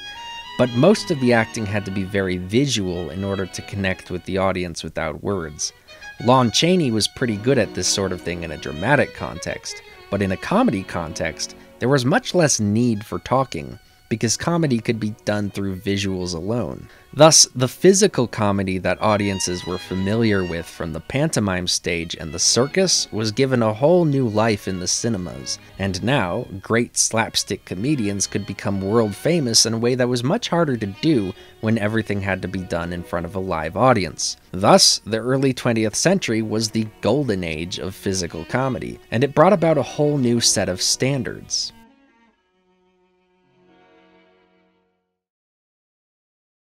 One of these standards was undercranking, a practice that was much easier to get away with in silent movies than sound movies, although sometimes it was used in sound movies as well. This is where you crank the camera a little bit slower than you normally would in order to shoot fewer frames, so that when you play the footage back at 24 frames per second, the action appears to move faster. This could have the ingenious effect of making a lot of pantomime comedy much funnier by making the action appear faster and more chaotic than it would otherwise look. Often undercranking happened accidentally because cinematographers had to do it manually, but sometimes this effect could be done on purpose to achieve a comedic effect on film that you couldn't achieve in real life on a stage. But with the new came the old. Many of the gags used in these silent pantomime films came from older forms of entertainment. For instance, this gag from Buster Keaton's The Haunted House was called the Slippery Day Stairs, and it was a popular sketch used in minstrel shows. Buster Keaton was famous for his comedy stunt work, which was very much in line with the kind of work practiced by the Grotesques and the later acrobat clown troupes of the 19th century, such as the Byrne Brothers, the Hanlon Lees, and the Price Brothers, such as this bit from Neighbors, or this bit from Cops, both of which were stunts used by the Byrne Brothers in their play 8 Bells from 1899. Another example is Buster Keaton's one-man baseball pantomime, which was actually a skit that Slivers Oakley was famous for in the Barnum and Bailey Circus, which is why he is shown wearing baseball gear in this photo. Before the tramp clown or the hobo clown entered the circus, clowns might have occasionally worn dots of red on their noses to accentuate their white makeup, but it wasn't really a clown standard. However, with the arrival of the hobo clown, which also influenced the development of many Auguste costumes, many clowns started painting their noses red to look like they had been drinking a lot of liquor, like a stereotypical bum. And of course, there's a stereotype that alcoholics' noses are not just red from rosacea, but also big and swollen. And so, to imitate that, they created these big red rubber noses that they'd wear as a prosthetic on their faces. In the 20th century, we start to see a blend of different clown types occurring in the three-ring circus, especially as new characters such as the hobo and the clown policeman were added to the roster. In the American circus, it started to not really matter so much what kind of a clown you were, as bits from different clown costumes and personalities started to mix and match a little bit. This was in large part due to the three-ring circus beginning to focus more on grand clown set pieces instead of simple pantomime sketches. In the industry, these set pieces were called production numbers, or specs, and they'd usually last about 5 minutes and involve a large number of generic clowns and props. By this point, dwarfs were used extensively as circus clowns, and many of the production numbers of this period relied on the use of dwarfs to communicate a joke based on their size, like for instance the clown wedding number, where the bride would be 6 feet tall and the groom would be a dwarf. My favorite one was later on in the 1940s called the Adam Smasher. That's Adam spelled A-D-A-M. The idea is that one normal-sized clown would get into the machine, and they'd turn it on and smash the clown. And then 4 dwarf clowns would run out of the machine, as if the atom has been split in 4. Another gag, the hot dog machine, was taken from Joseph Grimaldi. In this gag, the clown puts a dog into the machine, turns the crank, and out comes a rope of sausages. The clown who designed all of these gags and production numbers was called the producing clown, and he was always the highest paid clown in the circus. One very famous and iconic producing clown was Lou Jacobs, who was an Auguste clown with a very strikingly exaggerated appearance, the kind of thing that was more typical in the American circus than the European, where Augustes were still relatively normal looking, although even that was beginning to change. We start our chapter on clown gags with the living legend, the great Lou Jacobs. Lou's been entertaining audiences with the greatest show on earth for more than 60 years. Here, he's showing students at Clown College bits with his dog Pee-wee, a part of his classic act for many years.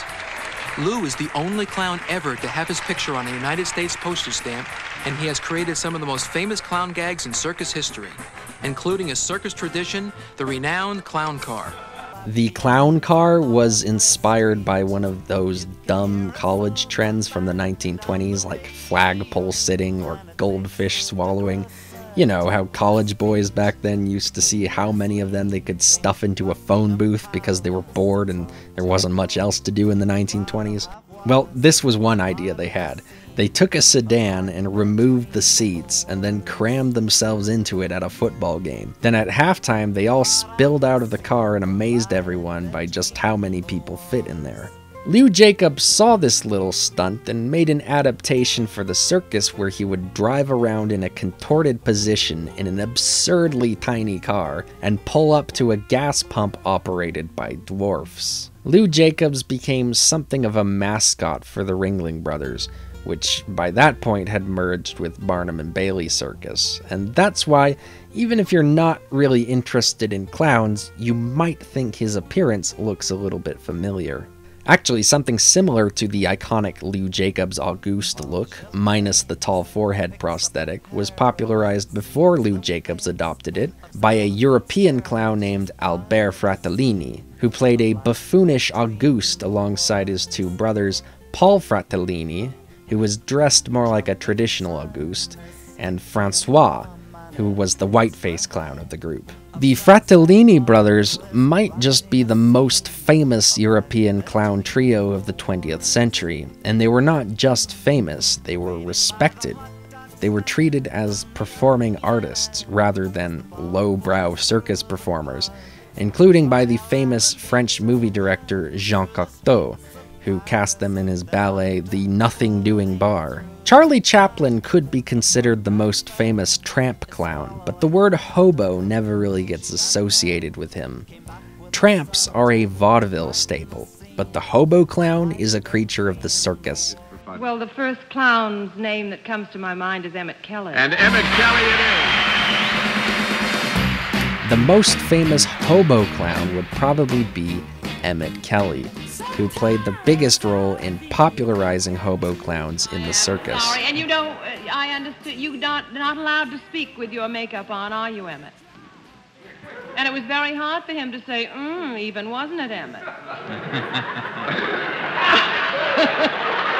John. Before the 1930s, when practically half the country became some flavor of tramp or hobo, tramps were kind of frowned upon in the circus, or at least the people in charge didn't have confidence that audiences would enjoy them, because they have to deal with enough homeless people already, and the circus is supposed to be a place to escape all of that.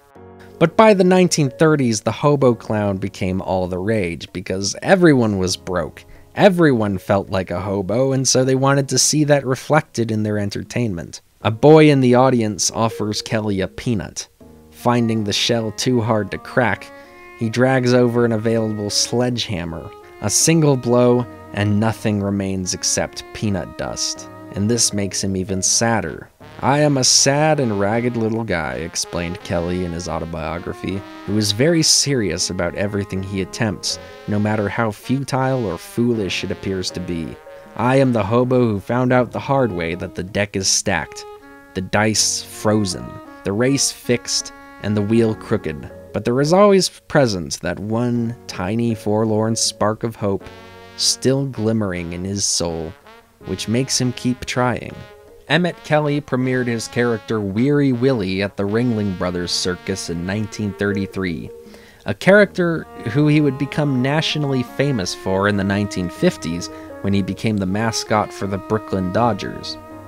One of his most famous sketches was where he would attempt to sweep a spotlight away.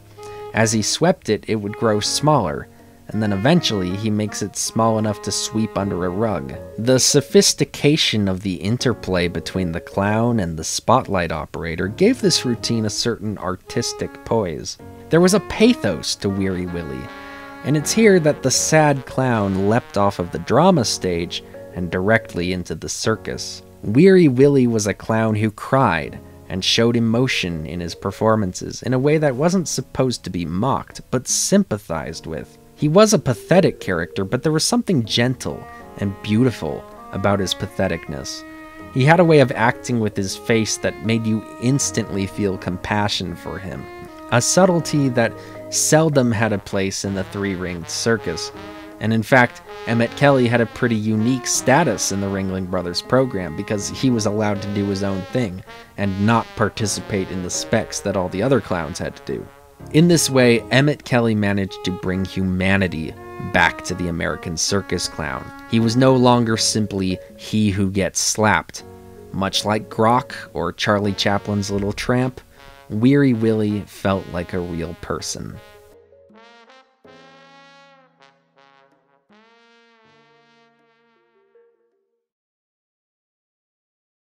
And then, of course, there was Red Skelton. You know, today, I think that I'm going to just lounge around.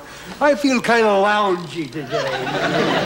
Shall I draw your shower, sir? Yes, but don't draw it too heavy, and be easy on the water, will you? I don't want to rust my body. Red Skelton was inspired by Emmett Kelly to create his own hobo clown character, Freddy the Freeloader. Although unlike Weary Willie, Freddy's just a happy-go-lucky hobo. He likes being poor. In fact, he seems to take a sort of pride in it. Show me a richer pair than you and me. Traveling everywhere and traveling free. Poor us. For us. For everybody else. Hi, folks. Welcome to my house. You know, I've always had a warm spot in my heart for clowns. It's really a lot of fun to try and make people laugh and forget their troubles. That's a clown's job. And my father was a circus clown, and so was I. But you know, very few people understand and know the true story behind our laugh makers. They have their heartaches and their tears, too. He also played another hobo clown in a 1953 drama called The Clown, which was a remake of a Wallace Beery movie called The Champ. The Clown is a story of a comic who was once a great Ziegfeld star. A has-been now. A has-been who was lifted from the low level to which he's fallen by the faith and love of his young son.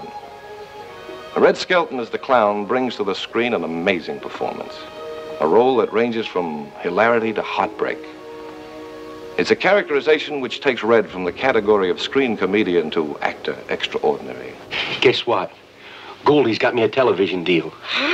Coast to Coast, a half-hour program. A half hour, the Dodo Delwyn Show. No kidding. Yeah. We start rehearsals tomorrow. I got a lot of swell material, too. I'll bet you have. I'm glad you're going to be around to help me because I'm going to kill the people. I always said you could. There's no reason why I can't stage a comeback. You'll slam. You'll be better than ever. We'll travel all over, personal appearances. Everywhere. Philadelphia, Chicago, Hollywood, Miami. Boy, we'll really... Yes, sir, the Clown has everything. It's a great show to see and hear. In the tradition of brothers entering into the world of clowning together, there were two major American vaudeville acts of the early 20th century who made it big in the movie business as motion picture clowns, to the point where they are still iconic enough today that even children recognize them. One of them was the Marx Brothers, who each had real names that don't sound like clown names, but they all decided to adopt goofy nicknames for their vaudeville career. This might be one of the earlier instances of clowns adopting silly names that end in O, which from my research doesn't really seem to be a common practice until the 20th century, although I'm not really sure. It might have been born out of a pastiche of Italian names, which typically end in O. In order of birth, the Marx Brothers were Chico, Harpo, Groucho, Gummo, and Zeppo, although only the first three of them really developed clown personas. Gummo and Zeppo were a little less funny than the other three, and Gummo never even appeared in any of their movies, but worked with Zeppo behind the scenes as their brothers' agents. Harpo Marx is the character with the most overtly clownish persona, because he didn't talk in the movies, and so his humor was all communicated through pantomime. Although as a Jew he naturally had curly hair, he opted to make his hair even more exaggerated by wearing a reddish blonde wig. Harpo made his comedy work through his dopey demeanor, which was cultivated through clumsy antics and facial expressions. He wore an overcoat as part of his costume, which was comically full of different objects, and besides being a real musician who could play the harp, he was also known for playing the bulb horn, which these days is also very commonly associated with circus clowns. Chico Marx usually acted as his partner in the Marx Brothers comedies. His main joke was that he had an Italian accent. But the Marx brother who had the most longevity and influence of the trio was Groucho, who adopted a clown staple, facial grease paint, because I guess he found that painting on his mustache was both easier and funnier than if he grew it out normally. Later in life, when he would do his TV shows, he had an actual mustache, though. But yeah, Groucho did the best of the talking in the Marx Brothers. He was known for his utterly irreverent personality and fast, witty remarks. He had a kind of funny walk, and a lot of physicality was put into his performance. He definitely was a captivating presence on the big screen and the small screen.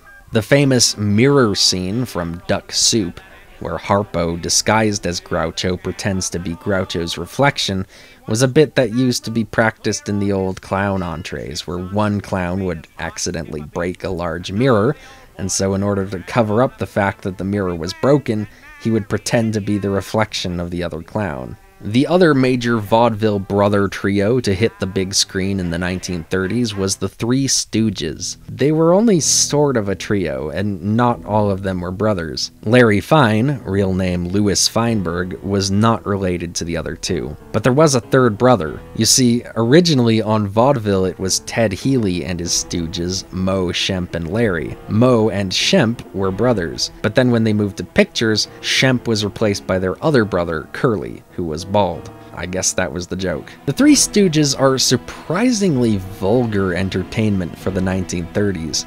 I can imagine a lot of parents weren't too happy about their kids watching the Three Stooges because it was essentially three angry idiots hitting and slapping each other all the time. Most of the humor revolved around the Stooges getting hurt, which is well in line with the kind of material practiced in the old clown entrees. Even the role of the old authoritarian white-faced clown, embodied by Footit, reads similar to Moe, how he would slap Chocolate when he was angry at him, even if he proved that Chocolate did nothing wrong. And of course, the appearances of the Stooges were notably odd. Each of them had a unique look, like the Marx Brothers, which helped them look more grotesque, like clowns. Larry's curly hair, along with Harpo's wig, added to their clown-like appearance.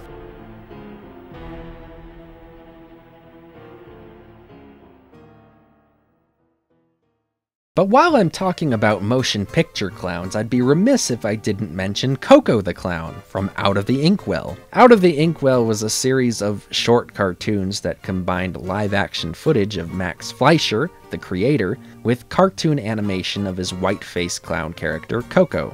Although he wasn't called Koko back then, that happened later. This series started all the way back in 1918. So it was actually kind of a novelty for people to see drawings come to life. And this series acknowledged that by showing Max Fleischer actually draw Koko with ink on paper, and interact with him in various ways, a trope that had some resurgence in cartoons through the years, like the Chuck Jones film Duck Amuck and the Aardman stop-motion film Adam. At the end of each episode, Koko would jump off the page and back into the inkwell. These were some of the first cartoons ever produced by Max Fleischer, who along with his brother Dave Fleischer would go on to produce Betty Boop and Popeye the Sailor. Actually, it was Dave Fleischer himself who inspired the character of Koko, because he worked as a clown at Coney Island in New York. He also served as the live-action rotoscope model for Koko, and Max Fleischer actually invented the rotoscope technique, so this is pretty much the first ever use of it.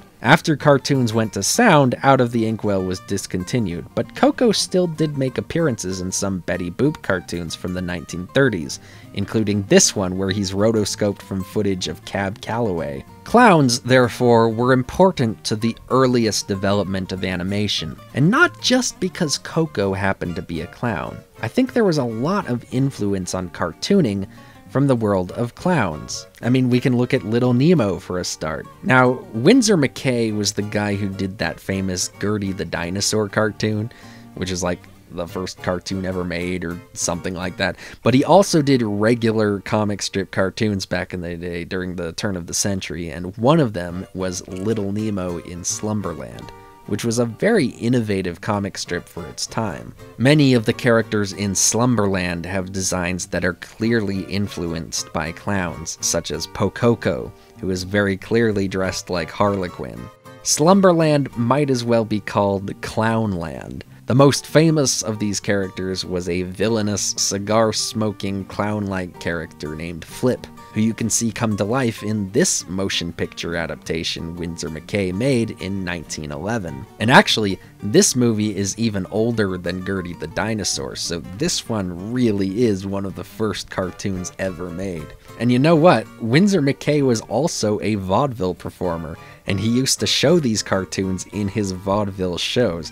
He was kind of an interesting guy, I think. I think somebody should make a documentary about him, and I'm not really sure why nobody has yet, because, I mean, I look at this stuff, this is neat. And not only do clowns feature in some of the first animated films, but also one of the first computer animated films, Red's Dream from 1987, which was Pixar's first attempt at animating a human character. Although, Just how much we can call this clown human is up for debate. Perhaps they started with a clown because they knew that the clown makeup would obscure the audience's connection to the character well enough to make it not entirely hideous, despite its low polygon count. Felix the Cat, which premiered in 1919, served as a kind of prototype for what a lot of cartoons would look like during the 1920s and 30s. Because these cartoons were black and white and they were often made by like 3 people, they had to create designs that would be simple to draw and easy to recognize. Thus, we got this recurrence of this one particular look. Walt Disney and Ub Iwerks used it in their Oswald the Lucky Rabbit short films,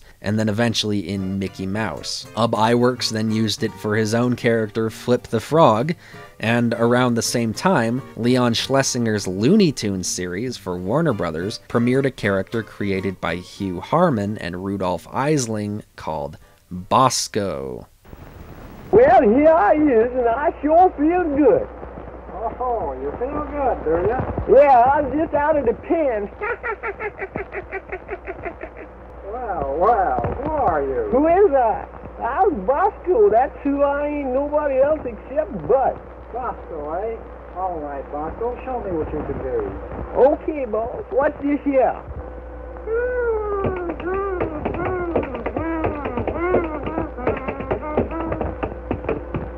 If you haven't put it together by now, what I'm trying to communicate is that these character designs, which are mostly black, but with white highlights around the face, especially around the mouth, and often wearing white gloves, are very reminiscent of minstrels, and I don't think that's a coincidence. I think minstrelsy had a big influence on what kinds of things the early cartoonists and animators associated with entertainment and comedy. And if you think about it, blackface minstrels were basically like cartoon characters themselves. They were cartoonified versions of what a black person looks like and talks like.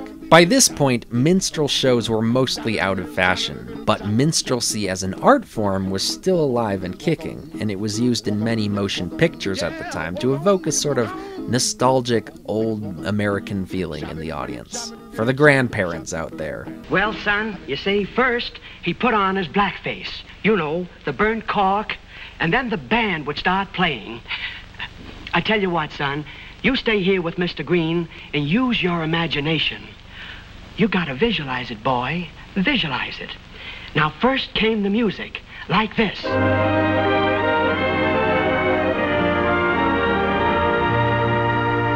Southland, Southland, why are they doing you wrong? It raises my ire when they satire the place where I was born. They say we're corny about a cotton pickin', eating possum and the southern chicken. When the moon's above, it's time for love. We're all from Dixie in the South. Al Jolson was a famous movie star minstrel who actually starred in the first Sound movie, The Jazz Singer. So it was really just a hop, skip, and a tap dance from the blackface minstrel to Bosko and all the other characters such as Mickey Mouse, who inherited qualities from the minstrels while not necessarily being as overt about their influences. In fact, the name Jim Crow, which by this point had taken on a darker, more political connotation, was used by Walt Disney as the name of his suave, jive-talking Negro character from the movie Dumbo, one of the first animated feature films produced by the Disney studio. I'll talk more about Dumbo in a bit. In fact, I'm saving that one for part 2. I have some special thoughts reserved for that movie. A Mickey Mouse cartoon called Mickey's Mellerdrammer is a pretty good example of how ubiquitous the cultural memory of the minstrel show was. Although they don't actually show an authentic portrayal of a minstrel show, there's no Mr. Interlocutor, there's no Mr. Tambo or Mr. Bones, but this cartoon does show other cliches associated with minstrelsy, such as when Mickey Mouse dresses up as Uncle Tom. You behold his body, but my soul belongs to the Lord. And of course, there were the many, many one-off cartoons at the time for which the main focus was to lampoon the black race, in a similar way as the minstrel show.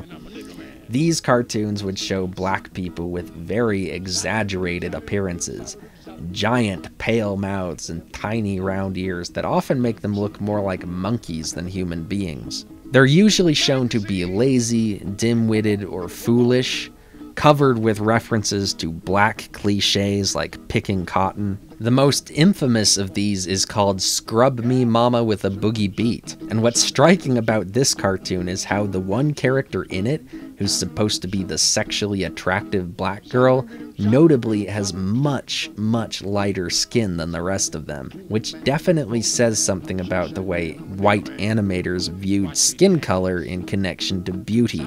The black man, much like the clown, was seen as something of a grotesque parody of the white man, or even a different species, an attitude which was increasingly seen as offensive to a lot of black people. Some of these cartoons featured a recognizable caricature of an actor named Stepin Fetchit, whose actual name was Lincoln Theodore Monroe Andrew Perry, but I guess that sounded a little too white, so he decided to give himself a suitably dumb-sounding name to match the kind of character he was going for on stage. Where'd you learn to be a barber? In jail. What are you in jail for? Was shaving the gentleman too close. Stepin Fetchit was a vaudeville performer who transitioned into motion pictures to great success, playing a character who was very similar to the characters in Scrub Me Mama with a Boogie Beat. Very, very lazy, slow-talking, and humorously incompetent. That woman next to him is Hattie McDaniel, the first black person to win an Oscar, who was famous for playing the Black Mammy role in Gone with the Wind, and in another Walt Disney movie called Song of the South, a film that Walt Disney intended to be a tribute to American folk tales, specifically the Uncle Remus stories, which were compiled in 1881 as a collection of stories from the oral tradition of former slaves in the South. Song of the South also featured James Baskett as the fictional Uncle Remus himself, playing a character reminiscent of the Uncle Tom archetype from the anti-slavery novel Uncle Tom's Cabin by Harriet Beecher Stowe, although a little bit less downtrodden and put upon. James Baskett wasn't nominated for Best Actor at the Oscars, but Walt Disney felt his performance as Uncle Remus was so moving that he lobbied the Academy to give him an honorary Academy Award instead, making him the first black man to win an Oscar. Stepin Fetchit was also the first black actor to become a millionaire, but the highest paid black entertainer of the early 20th century was Bojangles, a black minstrel who actually worked in the minstrel shows as a child. As an adult, he moved into vaudeville and became famous for his skills at tap dancing, which some black people criticized him for because tap dancing is a minstrel show staple. What? Now do a silly clown dance for us. Oh. Yeah! Degrade myself, huh? I don't think so. Homie, don't play that. Oh, I'm sorry, but my son is still sleeping. Oh, I'm sorry, Mr. Benny, but I've got to make it up.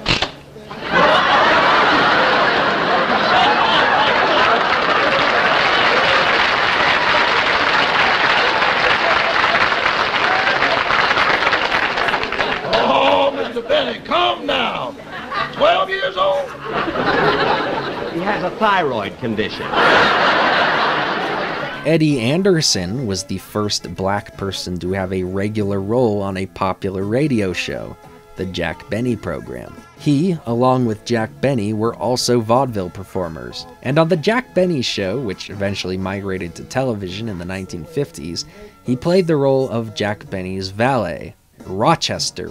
Rochester was a big hit with the audiences. Everyone liked Rochester. But the thing about Rochester is that he always called Jack Benny boss, just like Bosco did. And that was the thing about black people in these early movies and television shows. Even when they were portrayed respectfully, as in Song of the South, They always had these subservient roles. They never felt large and in charge. They conformed to a lot of either happy-go-lucky or dumb and lazy tropes that white people found appealing and non-threatening. But there was nobody who really represented the black voice. There weren't really any black creative teams back in the day financing their own movies where they could really represent the black experience in an authentic way and make movies and TV shows in order to appeal directly to black people. Movies and shows where black people might seem a little bit more threatening to white audiences, a little bit more real, a little bit more forceful and assertive, a little bit more intelligent and sophisticated and troubled.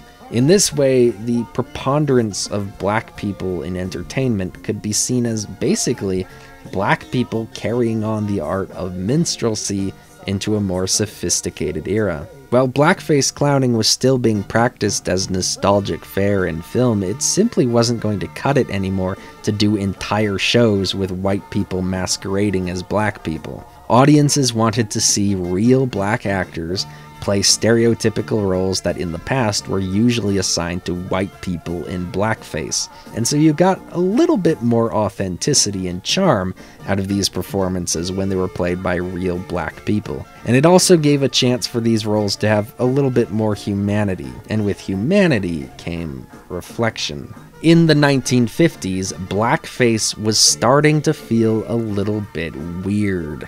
There were all of these groups like the NAACP who were really trying to bring respect to the name of black people, and having white people basically treat their entire race like just a funny clown persona really rubbed them the wrong way. There were a lot more protests from black people about the way black people were portrayed in movies and entertainment, and blackface started to become politically incorrect.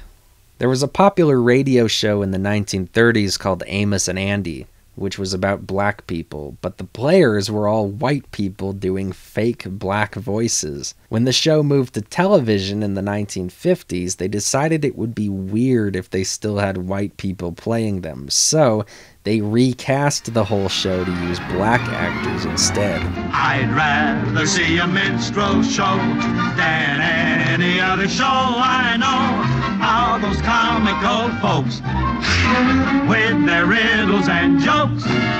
There's a musical comedy from the 1950s which is still very popular today called White Christmas. I even saw this movie in the cinema as a kid. It represents a fascinating juncture in political correctness where you were still allowed to sing and dance and reminisce about how much you missed the old minstrel shows, but you weren't allowed to actually do the blackface anymore. So we see Rosemary Clooney as a female version of Mr. Interlocutor and Danny Kaye as a white version of Mr. Bones doing this weird non-blackface tribute to the old American minstrel shows. The kind of thing that would only happen in the 1950s. Stop an angry dog from biting you on Monday. That joke is old. The answer is to kill the dog on Sunday. That's not the way to stop a dog from biting you on Monday. How would you bring the thing about? Have the doggy's teeth pulled out. Oh, Mr. Bones, that's terrible. Uh-huh. Yes, Mr. Bones, that's terrible.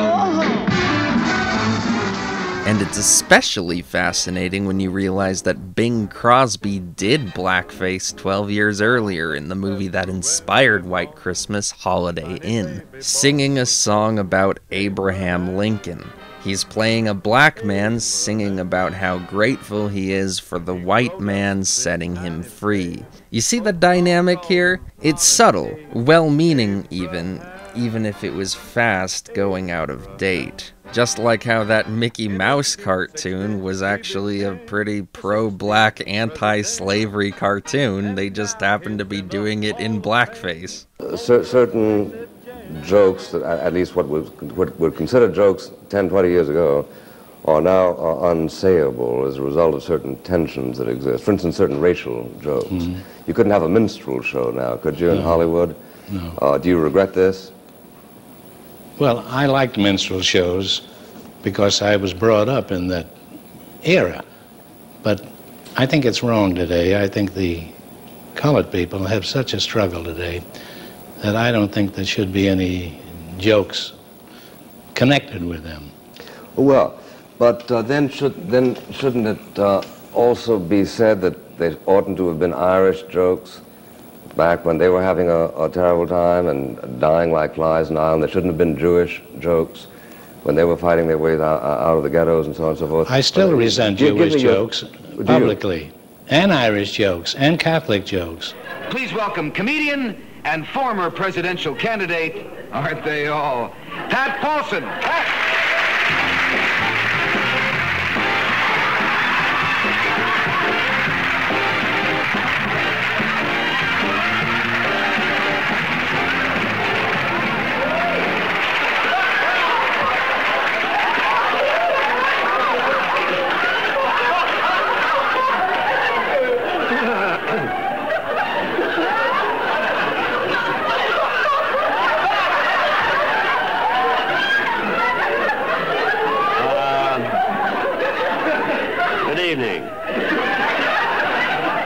A laugh? Good evening. Tonight I'd like to talk about ethnic humor. I really think it's terrible what's happening in this country and jokes they make about minorities. I'd like to give you some examples of this bigoted humor. So, minstrelsy underwent a steep fall from grace in the mid-20th century, but it still held on for a little while in the United Kingdom. As I mentioned earlier, the character of Jim Crow made his way into English pantomime thanks to Thomas Rice, and from then on, the minstrel show surprisingly became a hit in the United Kingdom. So, by the time the 1950s rolled around and the Americans were finally starting to put an end to blackface, the BBC, for some reason, decided that this was the perfect time to start a weekly 45-minute sing-along show about blackface minstrels. Ladies and gentlemen, it's the Black and White Minstrel Show!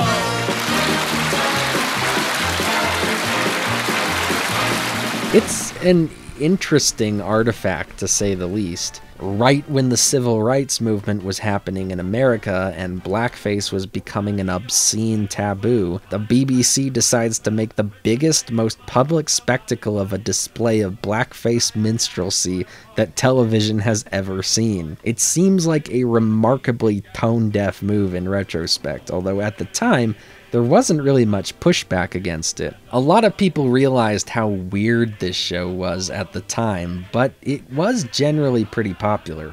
It got good ratings, and it had enough success that the Black and White Minstrel Show was able to last for 20 years before it was finally canceled in 1978. Interestingly, the men on the Black and White Minstrel Show were in blackface, but the women were just regular white women. I'm not really sure what they were trying to say with that. Hey, where are the white women at? So yeah, that's that. Minstrelsy gradually faded into obscurity, and now when you look back at it, it just kind of comes across as embarrassing. Like, it's weird that people thought that this was great entertainment back in the day. But if you look at the comments under uploads of the Black and White Minstrel Show, you'll see that there still are a lot of people who find this stuff really entertaining. I'm not really sure what's so entertaining about singing a song in blackface as opposed to just singing it normally, but yeah, blackface has been occasionally used by YouTubers every now and then as an edgy joke, but even that has gone away thanks to the rise of call-out culture on YouTube. You don't want D'Angelo Wallace creating a video about how racist you are now, do you? Shane Dawson's content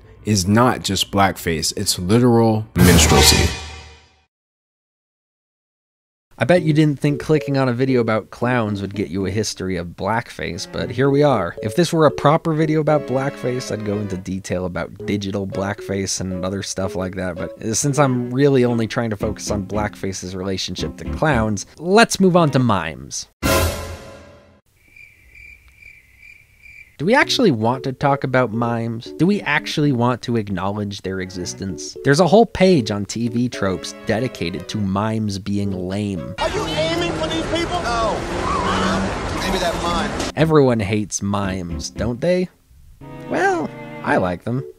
Really, the modern art of miming is just a very specified form of French pantomime, distinguished by the lack of props. The mime uses his body to create the illusion of props that don't actually exist. He pretends that he is using real objects, and in his pretending, he creates an illusion of physics that are not actually acting on his body. This can be done to a better or worse standard of believability. The best mimes are the ones who really pull off the illusion like it's a magic trick. I found that the origin of the modern mime is a little bit vague, but it was mostly a revival of interest in the commedia dell'arte and pantomime among French theater actors in the 1920s to the 1940s. One name that comes up sometimes is Jacques Capot, who had an experimental acting workshop in Paris that was not dedicated to pantomime, but did put emphasis on training the physicality of the actor, and sometimes silent charades were a part of it. Then there were two actors, Etienne Decroux and Jean-Louis Barrault. They both featured in a 1945 film titled Children of Paradise, which was a romantic drama about theater clowns from the 1830s, including one actor named Baptiste, played by Jean-Louis Barrault, who was a real person who was very famous for portraying Pierrot in the French pantomime theater. Parisian Pierrot, society's hero, the lord of the day, the Rue de la Paix is under your sway. The world may flatter, but what does that matter? They'll never shatter your gloom profound. Parisian Baptiste's real name was Jean-Gaspard de Bureau, and he was a legend of the French theater. So much that I debated whether I should have covered him earlier while talking about 19th century pantomime, but I figured I'd be better off covering him here because of the influence of his memory on French miming. I mean, down to the fact that de Bureau was famous for having a very plain and elegant whiteface look that has become the standard for all French mimes since then. Pierrot, or Pedrolino in Italian, was another character who, like Harlequin and Clown, started off as a dumb servant and then became something a little bit more sophisticated. De Bureau was certainly a part of that.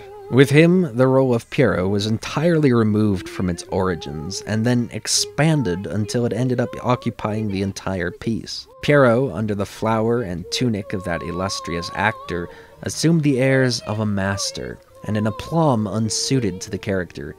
He no longer received kicks, he gave them. Harlequin now scarcely dared to touch Pierrot's shoulders with his slapstick. Cassandre would think twice before boxing his ears. He would kiss Columbine and pass an arm around her waist like a seducer in a comic opera. He caused the entire action of the piece to revolve around himself, and he attained such a degree of insolence and audacity that he would even beat his own good genius. The strong personality of the great actor overbore the type.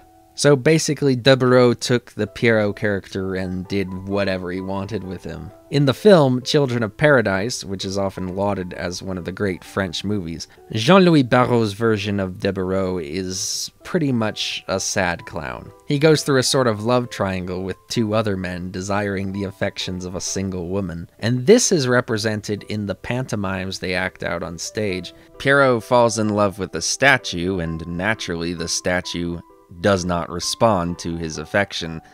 But then Harlequin comes along, and somehow, by his sheer charisma, he's able to charm the statue into going away with him. But of course, the statue is played by the woman he is in love with in real life, and Harlequin is played by an actor who is competing for that same woman's affection in real life. So what happens on stage mimics what's happening in real life.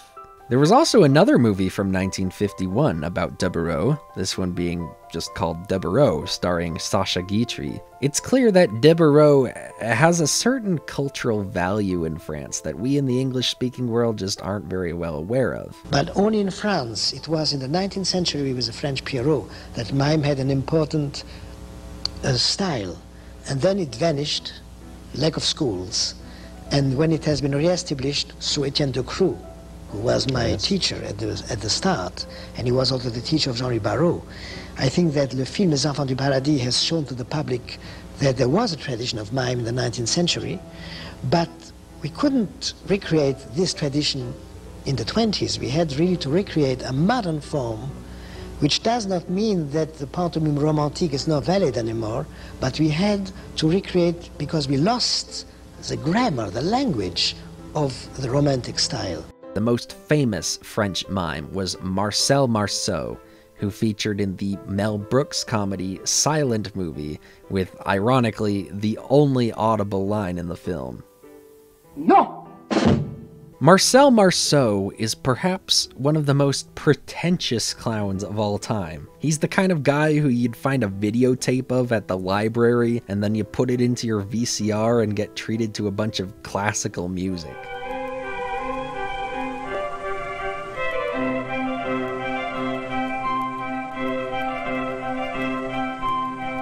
And that's kind of the thing about mimes in general. They're known for being more of a high art thing than a low art thing. They're the kind of people to be called artistes, which is a designation you don't normally give to a clown. Perhaps that's one reason people don't like them. They think that the mime is full of himself and pretentious. One of Marceau's most famous sketches, if you can even call them that, was The Mask Maker, where he'd act like he's putting on different masks that are really just him quickly changing his facial expression. And then he puts on a happy mask, but he can't get it off. So there's this ironic tension of him desperately trying to take this mask off of his face, all the while grinning like an idiot. It's kind of unsettling, actually. Marceau's clown persona was called Bip, and like many clown-sonas, Marceau opted to make Bip into a childlike personality, which I guess just comes naturally with pantomime. There's something about not being able to speak which makes having a childlike personality feel endearing. Maybe it's that old saying that children should be seen and not heard. Well, pantomime clowns are sort of just like that, and I guess that makes them charming. Another example of that sort of thing is Dimitri, a Swiss clown who was an understudy of Marcel Marceau, and who's still alive actually, although he's really, really old. Dimitri looks like Uncle Fester from the Addams Family Values, and he's not really a mime. He's what we would call an eccentric, which is another subdivision of clowns, which are sort of like mimes, but they use props, and sometimes they use sleight-of-hand magic tricks and other stuff like that.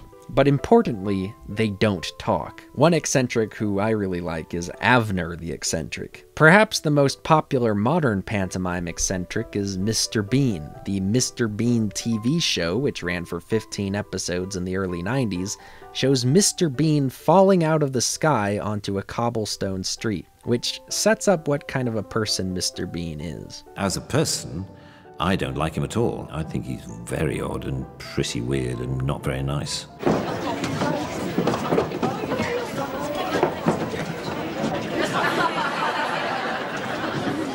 What's fun about it is that it's an escape. You know, when you play the character, you don't care what you do. It's a weird kind of release. Even though Mr. Bean does know how to talk, it always seems like it strains him a bit. Like he's an alien whose vocal cords are not designed for human speech. And what do you do for a living? Well, I don't go around asking people personal questions. So much of the time, Mr. Bean is silent, and relies a lot on facial expressions to communicate his thoughts, which again have a very childlike quality to them. Mr. Bean is known for always choosing the most convoluted and ridiculous solution to every problem he comes across, and letting his curiosity get the better of him. Mr. Bean proves that there is still a big market out there for silent pantomime comedy. And as it happens, Mr. Bean does have some connection to the world of French mime. One movie Rowan Atkinson saw as a young man that very much inspired him was Mr. Hulot's Holiday by Jacques Tati, who was a physical comedian who did have some connection to the world of mime. I tried watching Mr. Hulot's Holiday for this video, but I thought it was so frightfully boring that I decided it wasn't worth it. But hey, a lot of people like it. Then there's a bunch of other interesting people like George Carl, who had some funny skits. And then there's comedy jugglers like Michael Davis and Frank Olivier, who is absolutely hilarious. But wait a minute, we're getting way off topic. We're supposed to be talking about mimes. And well, I guess that's really all I have to say about mimes. There isn't really a whole lot of material on them. And outside of a few outliers, it seems like they mostly exist as street buskers.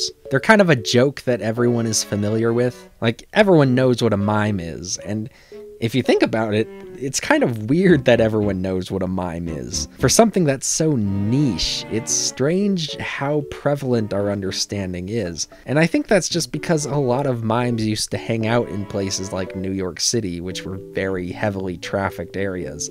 So they made their way into pop culture. But it doesn't really seem like many people ever actually liked them. I don't know, I like them. I think they're funny. Your dick's small.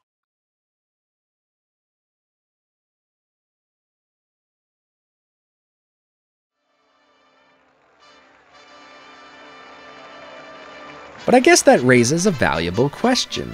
Are clowns even funny at all? Be a clown, be a clown. All the world loves a clown. Show 'em tricks, tell 'em jokes, and you'll only stop with top folks.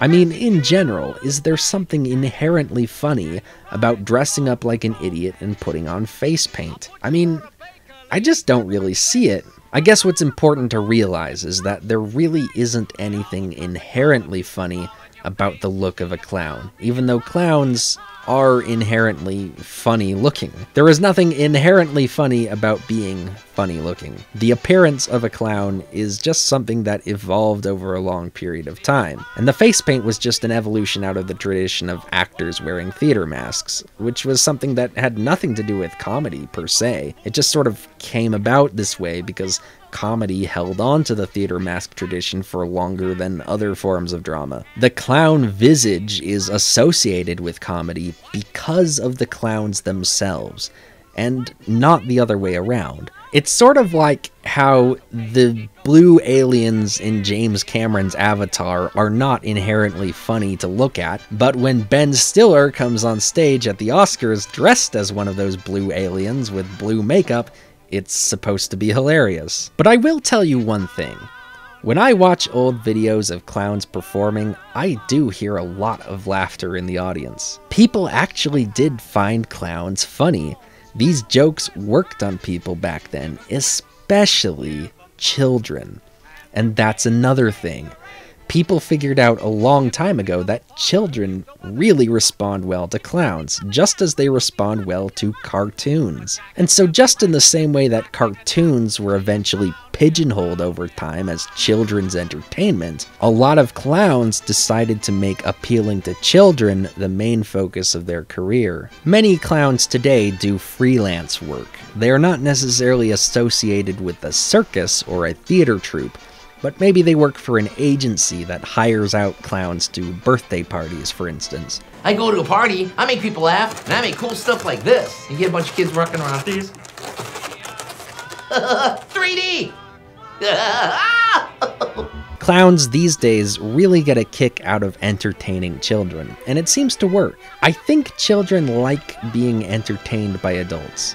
They like it when adults give them the time of day and really try to relate to them and entertain them on their level. Clowns these days are often hired to entertain sick children at hospitals to make them feel a little bit better about their shitty lot in life. And hell, there are even some clowns who are actual doctors. Patch Adams is a doctor who is also a clown, and he seems to have an equal interest in both professions and integrates them together in his work. Well, I consider it political activism. I went through medical school with the idea I wanted to use medicine for social change, so I looked at medical problems and care delivery, and upon graduation wanted to set up a model addressing all the problems. So we've never charged money, we don't accept third-party insurance, we don't carry malpractice, and we've lived with our patients as friends in our home. And now we're building a 40-bed hospital, free hospital in West Virginia. So that very, very much is like the impossible dream. Hey, we're happening. You're happening. Yeah. So what made you decide to do this? Oh, civil rights movement in the war in Vietnam, and deciding that I wanted to stop complaining and I wanted to try to do something about it. And I grew up a science nerd. I knew I was going to be a doctor, and I thought that... you were a nerd, you knew it?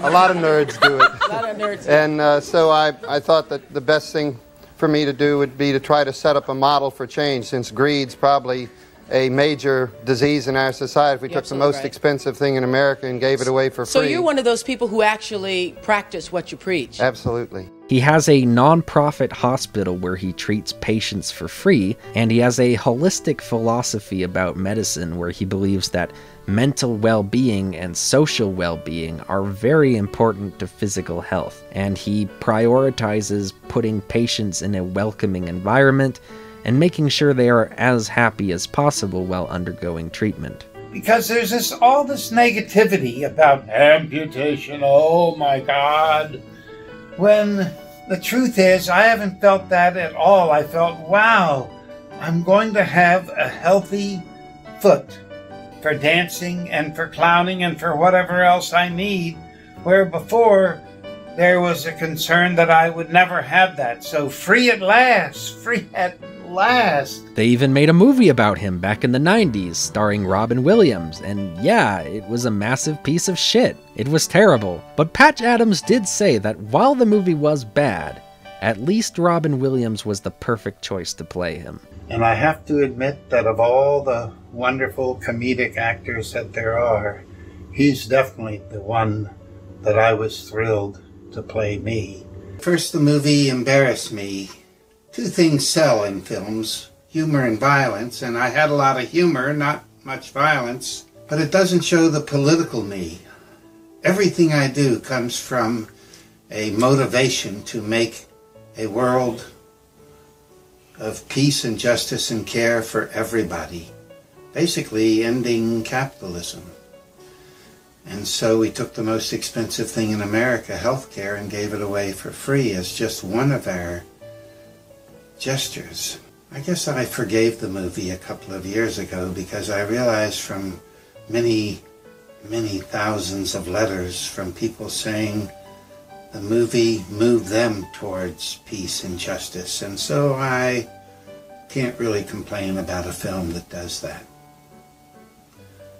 So if the film makes you look closer, then you'll know a lot more about me. And speaking of Robin Williams, he's also done a few pretty clowny roles in the past, such as Mork from the Planet Orc and Rainbow Randolph, the vindictive clown from Danny DeVito's film Death to Smoochie, which was also not a great movie, although there are some good elements in it. And in terms of physical comedy, Robin Williams is a legend. Another slapstick legend of the small screen and the big screen is Jerry Lewis, who had a hit TV show with Dean Martin in the 1950s where he played Dean Martin's comedy stooge. They did a series of movies together, and Jerry Lewis went on to make his own solo movies after that, including an unreleased film in the 1970s called The Day the Clown Cried, which told a story of a German Ringling Brothers clown imprisoned in a Nazi concentration camp. The film was obviously a little bit different from his usual fare, given that it was a drama, but Jerry Lewis playing a clown seemed a natural fit. In fact, he even played a very similar looking clown in the 1950s in a movie called Three Ring Circus. It's unfortunate, though, that the film was never released. However, bits of the film still survive, and you can see in this clip, Jerry Lewis is dressed up as a hobo clown in the vein of Emmett Kelly, which was probably a smart idea for a drama like this, because you want the clown character who's in a concentration camp to have a sympathetic quality. The only reason it never came out is because Jerry Lewis soured on the project and felt it was a bad movie. From the 1950s on through his whole career, Jerry Lewis would host telethons to raise money in support of people with muscular dystrophy, which I guess is an interesting choice because muscular dystrophy makes it impossible to use your muscles, which is, of course, the engine of physical comedy. This is another example of clowning being used for charity relief. And of course, there's Comic Relief, the British charity set up in the 1980s that every year does a telethon called Red Nose Day, where famous British comedians do pro bono performances and try to guilt trip everyone into giving a little bit of money. Since the 1980s, Red Nose Day has been franchised out to many countries around the world, which all hold their own telethons in support of charity. The red clown nose as a symbol of comedy is often worn during these events as a gesture of solidarity.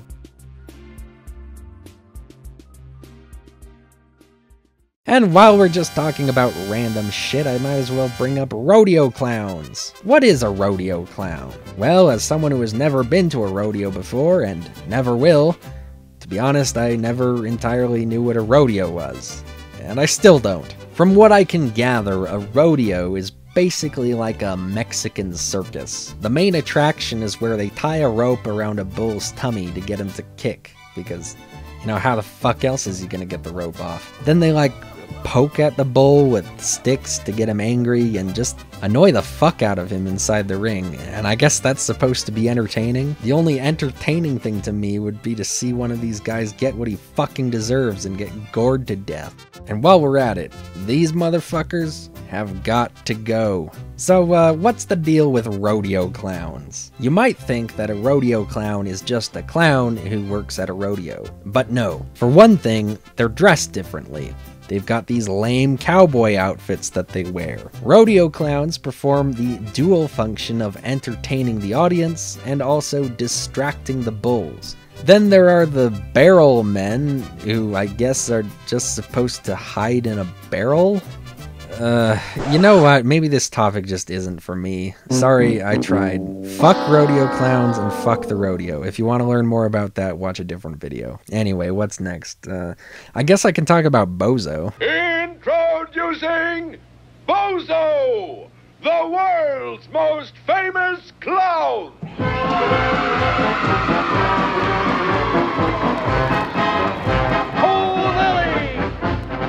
I'm such a funny clown. I like to travel round and round. The circus is my home. I always seem to roam. Yeah, you thought I'd forgotten about him, didn't you? You've got to be kidding me. Who could ever forget about Bozo the clown? I don't know who Bozo is. What, is he a clown? What, is he a clown? What, are you kidding me? Well, what is he? Yes, he's a clown! All right, so what's the big deal? There's millions of clowns. I mean, he's probably the most famous clown in history, to the point where Bozo has now become a generic word for clown. Although the broader meaning of Bozo as an idiot is something that actually predates Bozo the Clown. Bozo the Clown has very weird hair. That's probably his single most defining trait. He basically has a C shape of giant hair poof that goes all the way around the back of his head and comes out on both sides. And then the top of his head is completely bald. You know those sort of book cassette tape things that you used to have as a kid, where there'd be a picture book and a cassette tape that goes along with the picture book? Well, that's what Bozo started off as in the 1940s, except instead of cassette tapes, it was records. It was basically a scheme devised by a Capitol Records executive to sell more records to children. To play Bozo the Clown, they wanted somebody goofy. And so they hired Goofy, also known as Pinto Colvig, to play him. Hello. I'm your old friend, Bozo the Clown. I'm sure you've heard me on records and enjoyed all the Bozo-approved albums, too. But today I've got a great surprise for you. I'm going to take you on a trip to my circus. Yep, Bozo Circus, where I live and where all my animals are, and the elephant and the sea lion and all the rest of it. While you're watching it, I'm going to tell you all about it. Originally, Bozo's hair wasn't quite so outre, but over time it got exaggerated to the point of absurdity. Bozo then transitioned to television in the 1950s, and the weird thing about the Bozo show was that there wasn't just one Bozo. The rights to the Bozo character were licensed out to several different television stations, and so you ended up getting several different versions of Bozo played by several different actors around the country. Eventually, they did create a nationally syndicated Bozo show in the 1960s, but there still remained local competitors even after that. And would you believe it, the Bozo show lasted all the way up until 2001 in Chicago. Last year, WGN in Chicago announced the cancellation of the long-running children's show, Bozo. Today, News Center 16 caught up with this child icon who had this message for folks in Michiana. Thank you to everybody in South Bend who grew up with the Bozo show and have warm memories of the program. We had fans all over the Midwest, Chicago and Indiana, and just thanks for all the fun. And this show is basically for all of you. It's a compilation of a lot of great memories. Producers say changing viewing habits and more competition are behind the cancellation. The final episode, Dry Your Tears, Jeff, which is an anniversary special, is expected to air at the end of August. And I know I grew up watching Bozo. And did Joey have the big shoes on today? No, I don't think he did. And it is Chicago where Bozo seems to have made his greatest impact. Given how popular Bozo was, I always assumed that he was used in TV commercials to advertise products to children, but looking for them, I can't actually seem to find any. It seems that Bozo's legacy has been kept pretty clean of all of that. However, there were some TV clowns at the time who did do advertising. There used to be a cereal called Sugar Rice Crinkles, which had a racist caricature of a Chinaman serving them up to you on the box. And I guess they thought that was a bit over the top, so to replace him, they created Crinkles the Clown. Take it from Crinkles, that's me. The best breakfast under the big top is post-sugar rice Crinkles. One of the sponsors for the Bozo show was a restaurant called McDonald's, and this was before McDonald's became really huge like it is today. They decided to hire one of the actors who played Bozo to create a new clown character for their TV commercials in the early 60s. Willard Scott created Ronald McDonald, originally just for broadcast in the Washington, D.C. area, which is the area where he also played Bozo. I think he might have taken the assignment a little bit too literally because he uses a paper cup as his nose, and he has a box on his head with a hamburger, a packet of fries, and a drink sticking out of it. Here I am, kids. Hey, isn't watching TV fun? Especially when you got delicious McDonald's hamburgers. Ronald, you can't be on TV and watch it at the same time. Now come on and meet the boys and girls. Oh, we've already met. I know we're going to be friends, too, because I like to do everything boys and girls like to do. Especially when it comes to eating those delicious McDonald's hamburgers. Realizing their mistake, a couple of years later they hired a different guy named Coco the Clown, who was an Auguste at Ringling Brothers Barnum and Bailey. He revamped the character, and yeah, that's much better. Let's see what my machine thinks. I'll put in a hamburger, some French fries, and a triple thick shake. Hamburgers, that's what's best. Wait, now it says French fries. Whoops. I don't think my machine can decide either. They're all so good. Hey, it ate them. That was my dinner. I guess we'll never know which one is best. We'll just have to go on eating them all. Isn't that too bad? I like this commercial. This is a good commercial. This one really speaks to me. And the design of Ronald McDonald really speaks to me as well. Actually, as a kid, I never really quite understood the hype around clowns, and I think it's because clowns and the circus had largely gone out of fashion by the early 2000s. But I knew Ronald McDonald, and I always liked him. I still like him. He has this design that feels really unique and iconic, and just seems to represent the brand very well. McDonald's was very smart for choosing red and yellow as their main colors, because those are colors that psychologically prep people, especially children, to be enticed to eat food. I don't know why, but it's true. I mean, don't eat this amanita mushroom, even though it looks tasty. I remember Ronald McDonald actually visiting us at a school assembly in first grade, and To be honest, I really enjoyed his performance. Although it was interesting that the topic of Ronald McDonald's lecture that day was not about eating delicious McDonald's hamburgers, fries, and a shake, but instead he was talking to us about the importance of exercise. This was in the wake of a very popular but unethical documentary called Super Size Me. Unethical because the creator lied about things like his alcoholism and distorted the truth to make McDonald's food seem as unhealthy as possible, which is unfortunate. But anyway, the mid to late 2000s saw the height of anti-McDonald's sentiment, and the prevailing idea was that fast food is extremely unhealthy and will make you fat, which is true, but there are exaggerations in everything. So Ronald McDonald, being an ambassador for McDonald's, did his part to save their reputation by becoming a health and fitness icon, which included going around Washington State to teach children about exercise. He also started a charity called the Ronald McDonald House, which actually started a long time ago, back in the 1970s, but I remember in that same first grade class I went to, there was a girl who lived at the Ronald McDonald House because she had leukemia and ended up dying from it a year later. The Ronald McDonald House houses the families of sick children in hospitals for easy access to the hospitals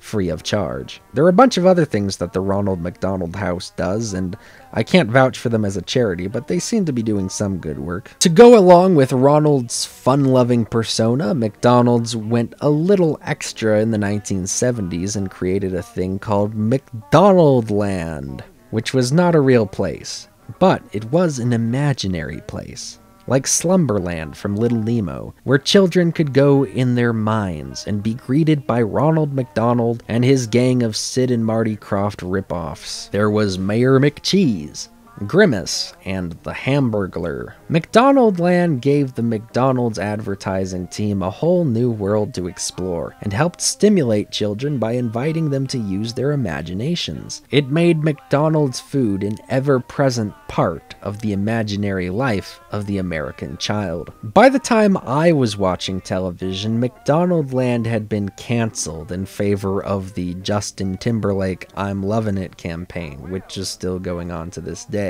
So I never saw any of those McDonaldland commercials on TV. However, I do remember visiting the McDonald's indoor play place and seeing depictions of the McDonaldland characters decorating the area, so I did have exposure to McDonaldland in a vague way. Also, the McDonaldland characters sometimes appeared on the packaging of McDonald's foods, so I would see them there too. And so I think from my limited experience as a child, it was definitely an effective marketing campaign for small children. Despite the switch to a different ad campaign in the mid-2000s, Ronald McDonald was still common on McDonald's branding when I was a kid. However, as of late, you might have noticed that Ronald McDonald has been conspicuously absent from most McDonald's advertising and merchandise. It just seems like the character has fallen out of favor with McDonald's, but why? After all that he did for them, why are they now abandoning Ronald McDonald?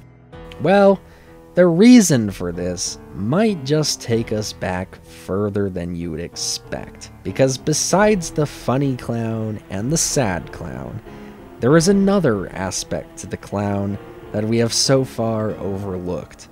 A dark side to the clown, which we shall explore in the second half of this special. Stay tuned to the Forever Dirt channel for part 2 of Clowns. Bye for now.